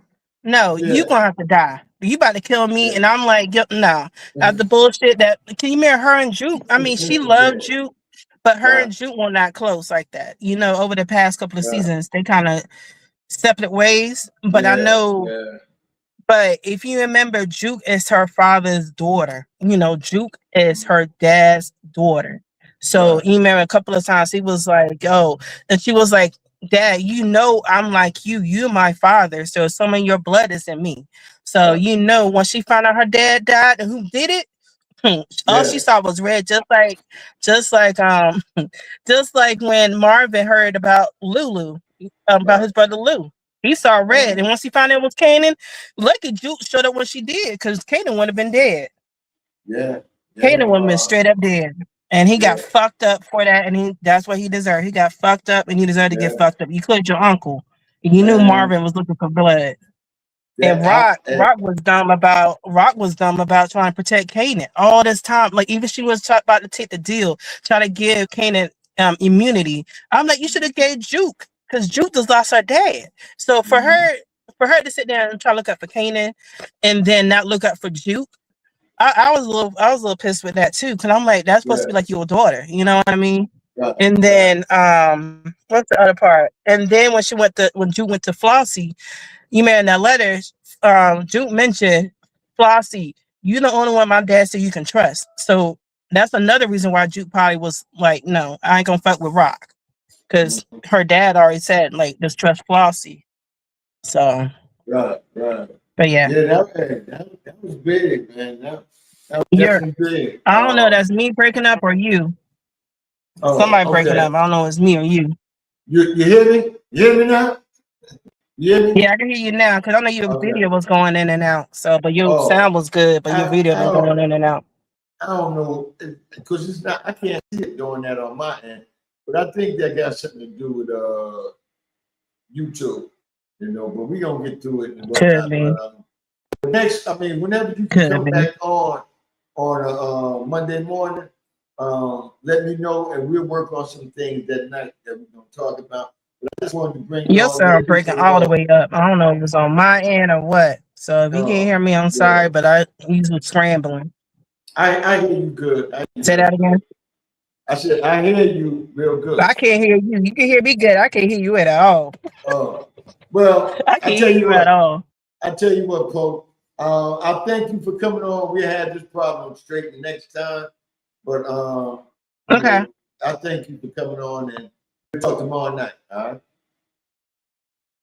Okay. We'll all right. Peace, y'all. All right. All right. That Peace. was Poetic Sands, a great friend of mine. She came in to do the entertainment report, but I don't know what's going on with this thing here, man. Let me see. DJ Legend said, I'm surprised he got married because of the hip for this network. Most women would have been scared to go up there. Who's talking about that? I don't know who he's talking about. Man. RT said he said it too. DJ Legend said, to me, Juke was too quick. Juke was too quiet. Those quiet ones you have to watch out for. One thing about her, right? She went to the army. A lot of people forget about that. Throughout this Canaan, one season she went to the army and she became a sharpshooter. I wonder where the hell she did that from. But she became a sharpshooter. That's why she was able to take down people with no problem, hit the right spots. Because she knew where to go. Big ups to Juke, man. And I just hate it, man. I like the Rock, man. Rock was my type of lady, man. She gonna let you know how she feel, man. And then she gonna tell you fucked up, how fucked up you is. You know what I'm saying? You heard she told that motherfucker, she told him, she said, what's her name? Breeze. When Breeze, she went to go sit in the chair, Breeze was sitting there when she went to go see Stephanon, right? Stephanon. She said, he said, how you doing, Miss Lady there? I said, nigga, get the fuck out of my face and go sit down somewhere. Woo! Boy, Rock don't get nobody love, man. That's real. Archie said, Rocky had been on the first thing smoking after Papa Pino. Yeah, hey, you know what, Archie? My shit would have been packed in the motherfucking car. After I left that hotel, I'm gone. No, she taking her time. She probably wanted to see Kane before she go and all that. But you said, no, ain't gonna be no goddamn family reunion going out the door, goddamn. It's gonna be a family goddamn at the funeral parlor. That shit was crazy, boy. She got her, man. Yeah. Legend said, remember a woman accused Usher of, I know he said, he was talking about Usher with the herpes. Okay. He said, remember a woman accused of allegedly giving her herpes? That was what he was talking about earlier. Okay, I got you, Legend. Yeah, I don't know. They said herpes never leave you. I don't know. I ain't none of that. So I can't speak on it. But they said herpes never leave you. So what could Usher do in order to have sex with other women? For one is life. If he wasn't with her no more, How could women trust her? You know, I don't know. I don't know nothing about her. Don't want to know about her. I hope I never have. You know, but I just wonder how you get around that shit, man. You know what I'm saying? You still out here doing your thing and shit, you know. They said he paid her off. Oh, okay. Damn, us. Hey, man. God damn. That's something else there, man. Hey, but I have another topic I wanted to talk to. But before I talk about this topic, man, I wanted to break down the baseball, what's going on right now. Baseball is hot and heavy right now. To all you baseball fans, baseball is hot and heavy. Major League Baseball standings in the American League East. You got Tampa Bay with a 71-46 record. They're 5 games ahead of our New York Yankees, who are 66-52. Yankees had, well, the Yankees fucked up. That was last week in the middle of the week. They fucked up.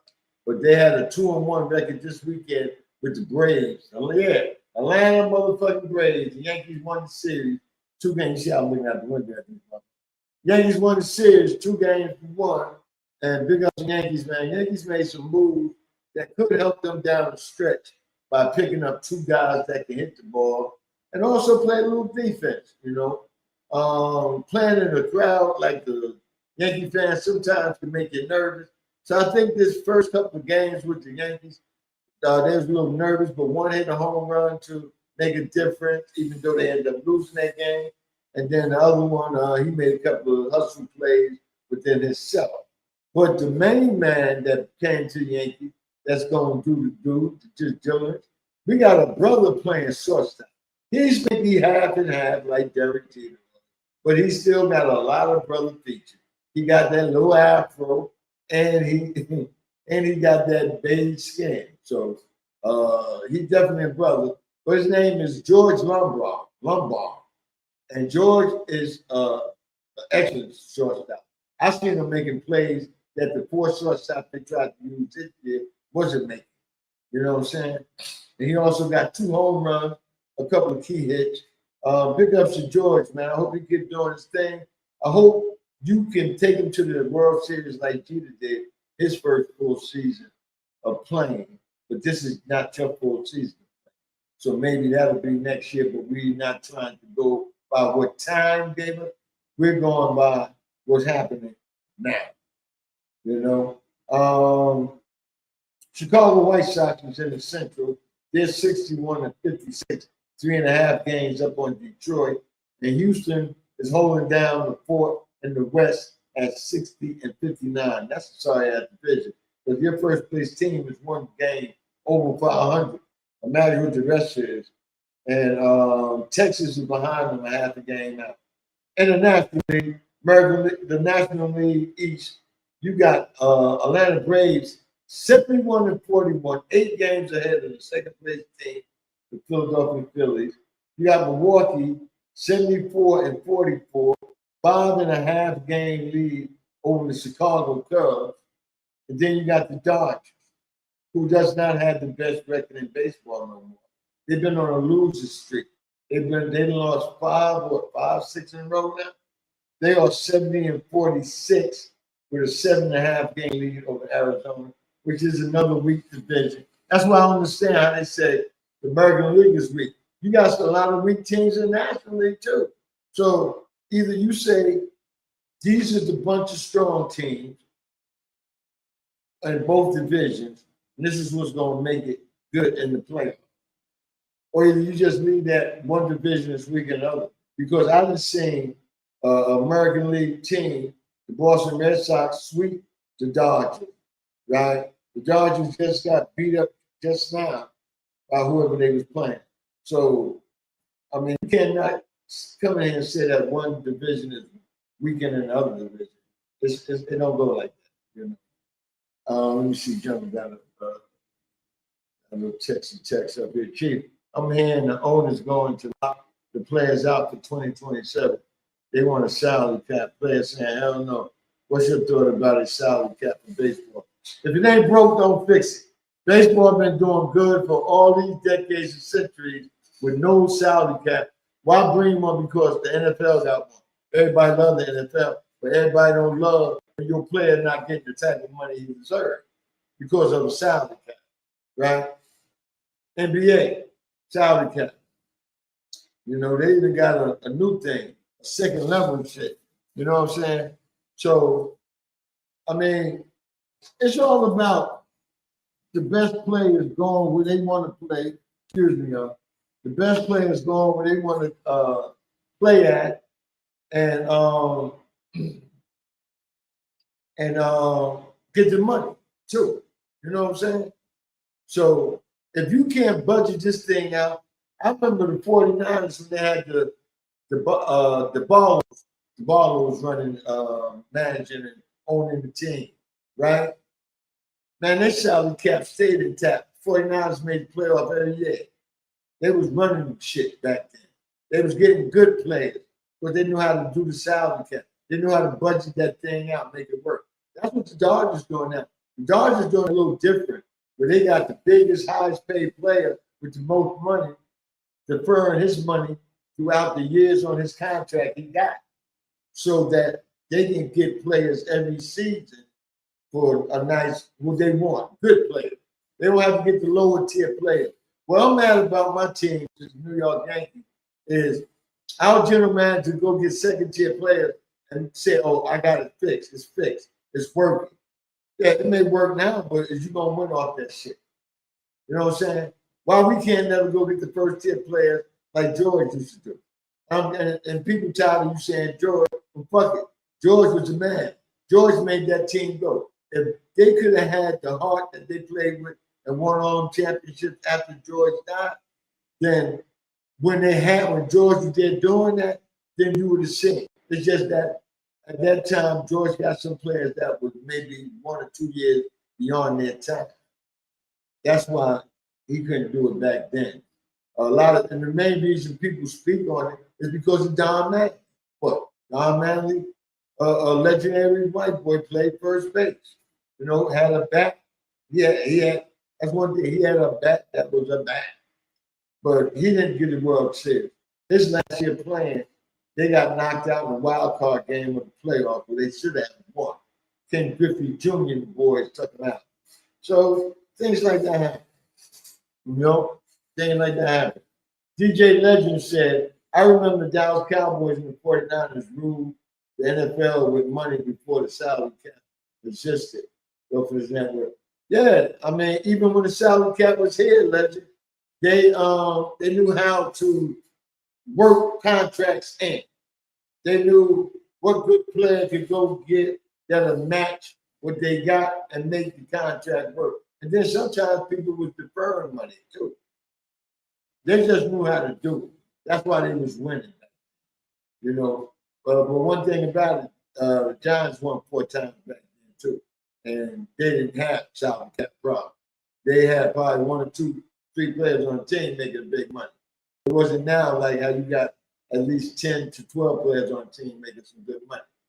You know, it all depends on how you got these guys know how to run the salary cap. John said, newsflash, Chief, it is broke. Dodgers got the biggest payroll and just signed the Cy Young Award winner and on the verge of a 3-peat. The owners get welfare from the league and pocket the dollars. Yeah, they're doing that. But you know what? Lately, Jungle, they've been on like a 6-game losing streak, 6 or 7. So if they don't get this shit fixed or they start winning, then all that's for nothing. They'll be just like they used to call us. All that high paid salary and the evil, what they used to call us, the evil organization or evil something of baseball, right? You can't call us that no more. You gotta get that to the Dodgers. You know, and the Dodgers is not 3-peat. They shouldn't even have a peak going. But the first World Series they should have lost. Last year they was on the verge of losing, and Toronto choked. That was 2 World Series they went to that they should have even looked. Evil Empire. Thank you, John. It's called the Evil Empire.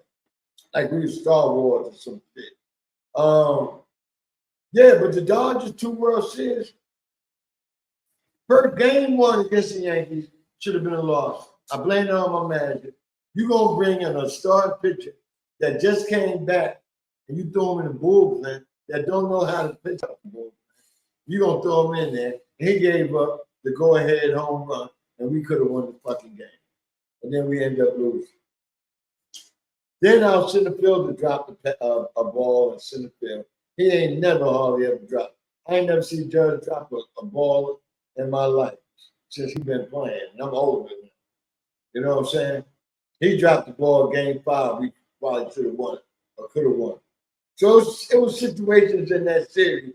We should have won a game or 2, and it would have been a whole different thing. And then last year, Toronto had him. You had him. How the fuck you lose that World Series, Toronto Blue Jays? That's all right. We're going to take care of that shit this year. They will not 3-peat. And I put the house on that. But man, I told my man that in 2 Live Stew chat room, right? I told my man that, right? That I bet the house that Georgia Tech lose that first game to Colorado. Colorado coming down into ATL. He came back, he said, well, I don't own a house or have a house. But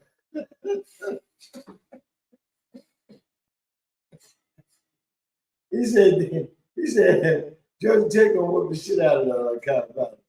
He killed me when he said, I don't have or own a house. That was funny though, man. Yeah. Y'all see you'd be great. No, I ain't no hate, baby. We ain't got no reason to hate you. You know what I'm saying? All we got to do is count to 27. We good right now. All we got to do is count to 27. We good. You know, definitely that, man. Hey, but the last subject of the day, man, and it's kind of weighing on me because of 2 statements that was made throughout these people's lives, right? All right, the WNBA. The WNBA have some transients trying to come into the league and play. Matter of fact, one of them played with the Knicks one time. He played with a couple of teams, but he played with the Knicks one time. John Kent. I don't know the other guy's name, right? But once these 2 open the doors, a lot of transients going to be trying to play. And see, this is my thing. Didn't y'all women say y'all should be equal as a man? Y'all should be able to do a man job, right? Playing basketball as hard as a man do, right?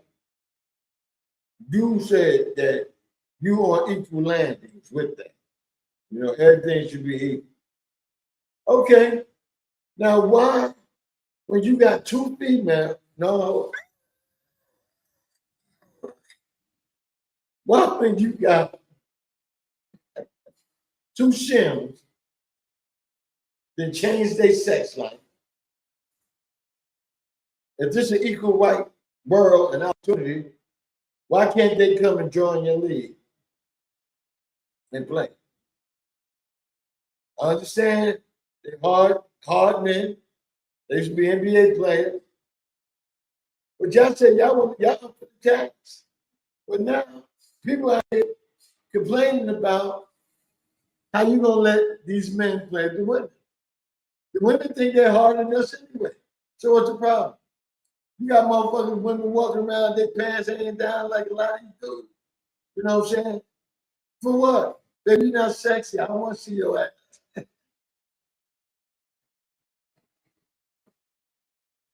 I don't want to see your ass. And then you got women loving women in the league. Women dating women. One woman is the dude. The other's the female. So I don't see what the problem is. But I look at it like this, right? Asia Wilson, if you're a true NBA, MVP, 2 champions, couple of years. There should be no problem for you. Shit, how we know what Brittany Griner is? Every time she talk, and sometimes I should be looking. I could have sworn she got a lot to do with us. You know what I'm saying? But she playing with the women. They ain't saying nothing about Brittany. And then you got some big beef and women out there playing. You got some big beef. So these guys can't dominate that. They should be able to get some pushback. But this is going to be interesting if they pass that shit. It's going to be very interesting.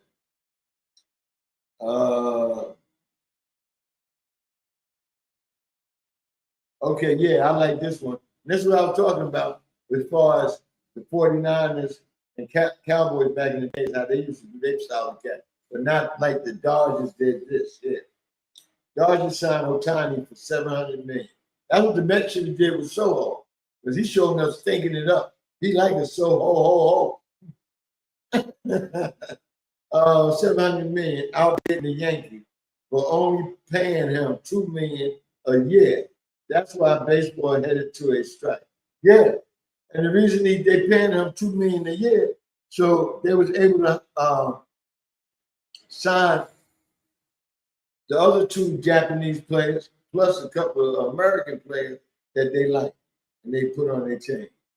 Okay, John also said this transgender move to the WNBA is a publicly stunt by ESPN to get attention to the league. Ratings gonna skyrocket if 2 grown ass men are allowed to play against females. Yeah. You see how that track thing went? You know what I'm saying? People came out to see this motherfucker. Is this motherfucker talented enough, fast enough to beat these women? And showed up. He did. You know? It's crazy, man, because you got men want to be women want to be men. You know what I'm saying? And my mama had me, and she said, your name is Burn. She made sure she gave me a name that wasn't common. You know what I'm saying? So, and you a boy. You're a little boy. All right? I don't mind you chasing little girls, but you just better make sure the little girls don't come home with another little girl or boy. You know what I'm saying?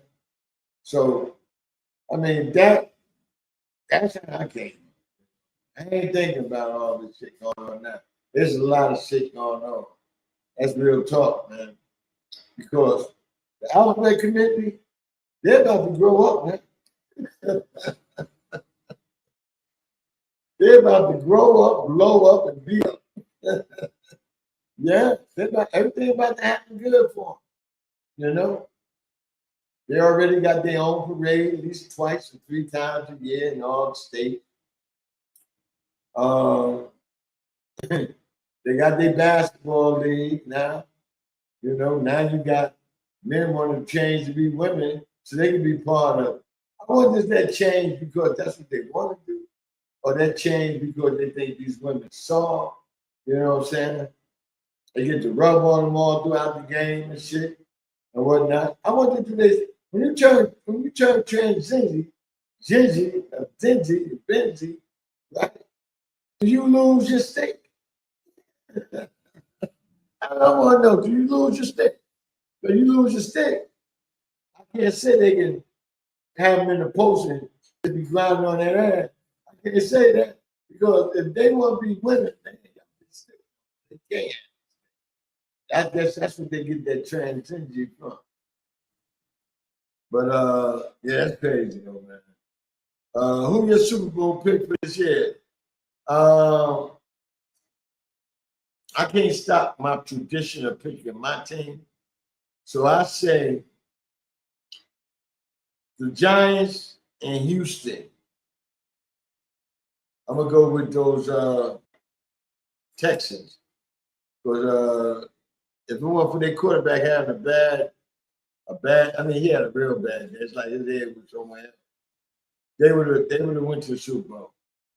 Their defense was just that motherfucking tough. So I picked the Giants in Houston, Texas. Who you got, legend? Tell me who your team. Jungle said, Chief, why Royce White signed with a Cali and WNBA team? You already know how they get that.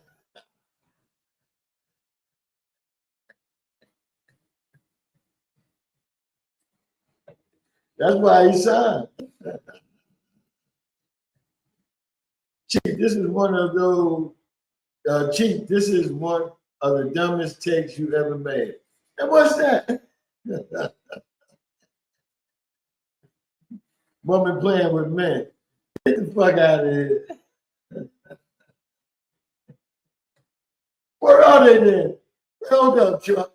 Okay, women playing with shrimp. What are they? They weren't born no woman. Huh? They weren't born no. I ain't talking about regular men playing against the women that are playing now. I'm talking about the shims and the trims and the dems. You know what I'm saying? I'm talking about them folks. And to my alphabet community, don't try to get me locked or locked out or whatever, because I'm just speaking my mind and what's on my heart right now. You know what I'm saying? You can never take that. I'm not up here trying to make a joke of y'all. I'm up here trying to realize if y'all say women got rights and women live and you want to wear the pants, well, why you stopping these women from trying to, these dudes or whatever, for trying to wear skirts?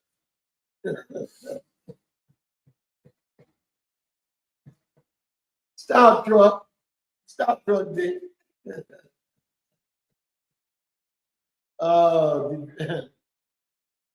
Legend said, DJ Legend said, Steelers is a possibility. The Dallas Cowboys. Oh, you a Dallas fan? I see right now, man, you ain't got nothing in common. And then you a Steeler? You want the Steelers to go? I don't like them bitches either. You know, Steelers gonna suck this year, bro. Believe me. Tomlin ain't there no more. Tomlin at least got Tomlin by his name being there as the coach, he'll get you 7 automatically. The other 2 he fight for that be over 500 every year. But Tomlin, they gonna miss Tomlin. You watch the shit. Yeah, goddamn Steelers. Jungle says Steelers won't win 7 games this year. Oh, they're not a Steelers fan. Oh, I know that you ain't a Steelers fan, but you said Steelers and Cowgirl. I know you're a Cowgirl fan. You say Steelers are possibly the Cowgirl. That's the only reason we're bragging about the Steelers thing, because Steelers ain't going nowhere. You know what I'm saying? Steelers gonna be home with that potato soup in the wintertime, sitting on their couch, talking about, yeah. And that should have been me. It should have been me. It should have been me. Yeah. Well, you just a Cowboy fan. Right? You just a Cowboy fan. That's all right. Because I'm a Giant fan, but like I said, I want Houston to go. Maybe I'm biased because my alum quarterback is playing with them. You know what I'm saying? CJ Stroud. And he fucked up last year. I mean, he fucked up big time. CJ couldn't even blow his nose right that game. You know what I'm saying? So he owed the city of Houston one of getting to the Super Bowl. That's the one. He owed his teammates for not letting them help him through this matter. I heard he tried to play tough on the whole matter, but help him through the matter. No, you needed somebody to pull you over there to the side, sit your ass down, and let you know what you ain't doing right and what you need to do to make things happen. You know what I'm saying? He couldn't get that. He didn't want that, you know.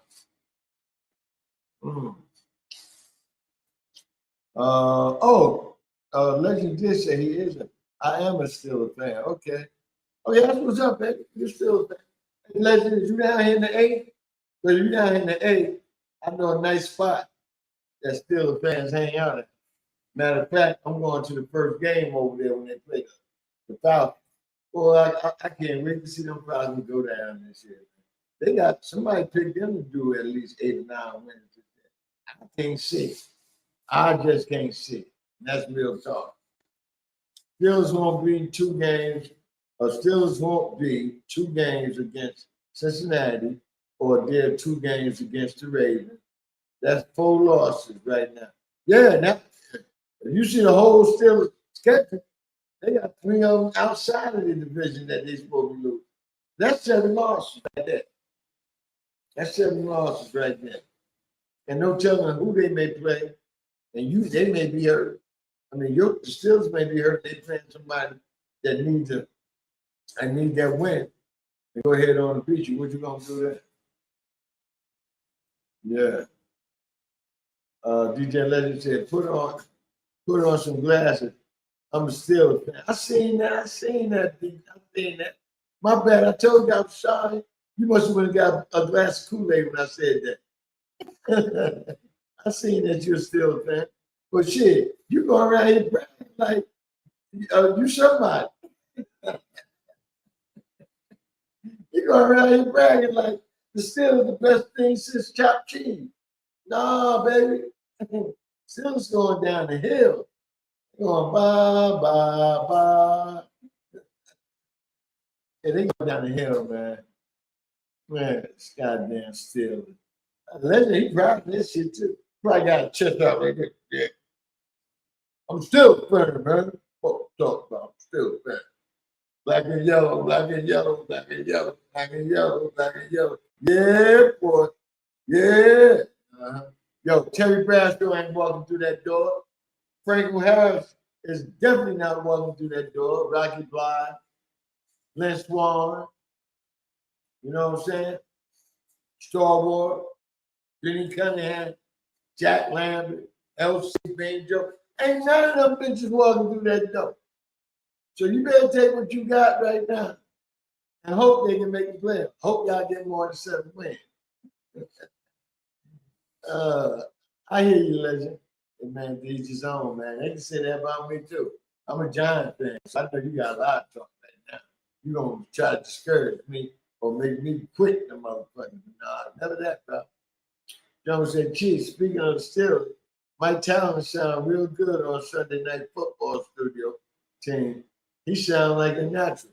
Yeah, he was, where he was at? He was somewhere else, too. He's at the Hall of Fame game. He was sitting in between Chris Collinsworth and Tirico with a Chris Johnson Titan jersey on. You know, Chris Johnson going to do that. I don't know if he passed or not. I don't want to put nobody away and they ain't gone. But I heard he on his last leg and shit. But yeah, big ups to I text my boy that's a big time Steelers fan. I said, yeah, who that in the middle? I started, who that in the middle with that tight jacket on? You know what I'm saying? So he look in the mirror, he see what it is, and see what I was talking about. Ah, damn, shit, you ain't been gone that long. You already got the tight shit up. If that's where you going? Damn. Let's just say you'll be shocked if we go 13-4.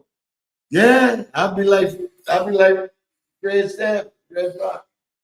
Listen, I'm coming, baby. The Steelers won 13 games. I'm coming, baby. Man, Steelers ain't winning no goddamn. That's a good dream, Legend. That's a good dream. You know, let me know when you wake up. DJ Legend said, I've been a Steelers fan all my life. I'm a woman. I said, I'm a woman. I stick by my team. Oh, this is the female DJ Legend. This is the legend old lady right here. Oh, okay, I hear you, baby. Yeah, stick to your team. Stick to your gun. Even though your gun may just have water, just stick to it. Yeah, definitely. I'll never want to see nobody don't stick to their team.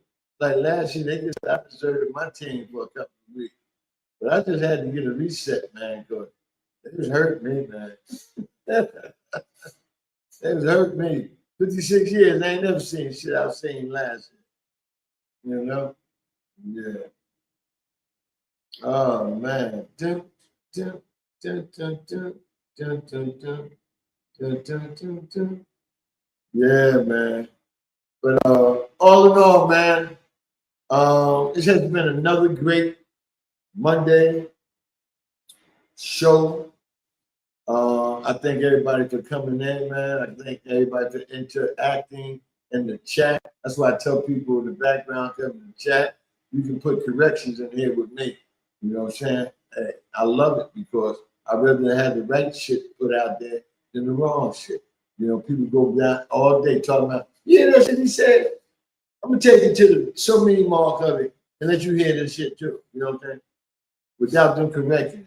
Nobody, people correcting them, but he ain't even looking at it to be correct. But I'm a different. I let you correct me, and I'm gonna put it out there that you did. You know what I'm saying? Teamwork makes the dream work. Ain't nothing but team activities over there, making all dreams that we all have start to work. Making all dreams that we all have become reality. Making all dreams that we all have be a permanent fit in your life. And that's real. That's realer than real deal holding feel. And now all you hookers and hoes know how I feel. You gotta get some of this good stuff. Yeah, that's the Chief Rocka feeling a little bit, man. But I thank everybody for coming in. Like I said once again, check out Poetic Sin Night and the Poetic Lounge doing a music thing.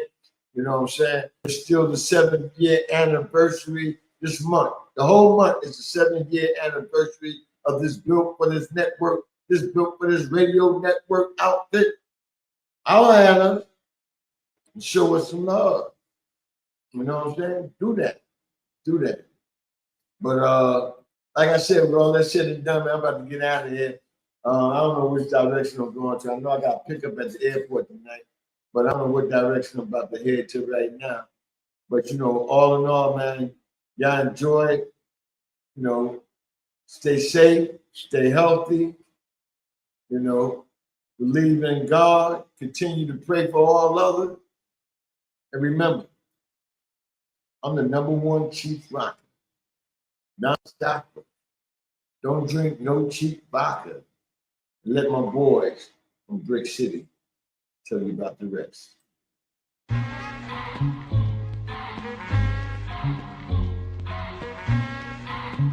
Yeah. What is it? Chief Rocka. Chief Rocka. They say, who's got your life?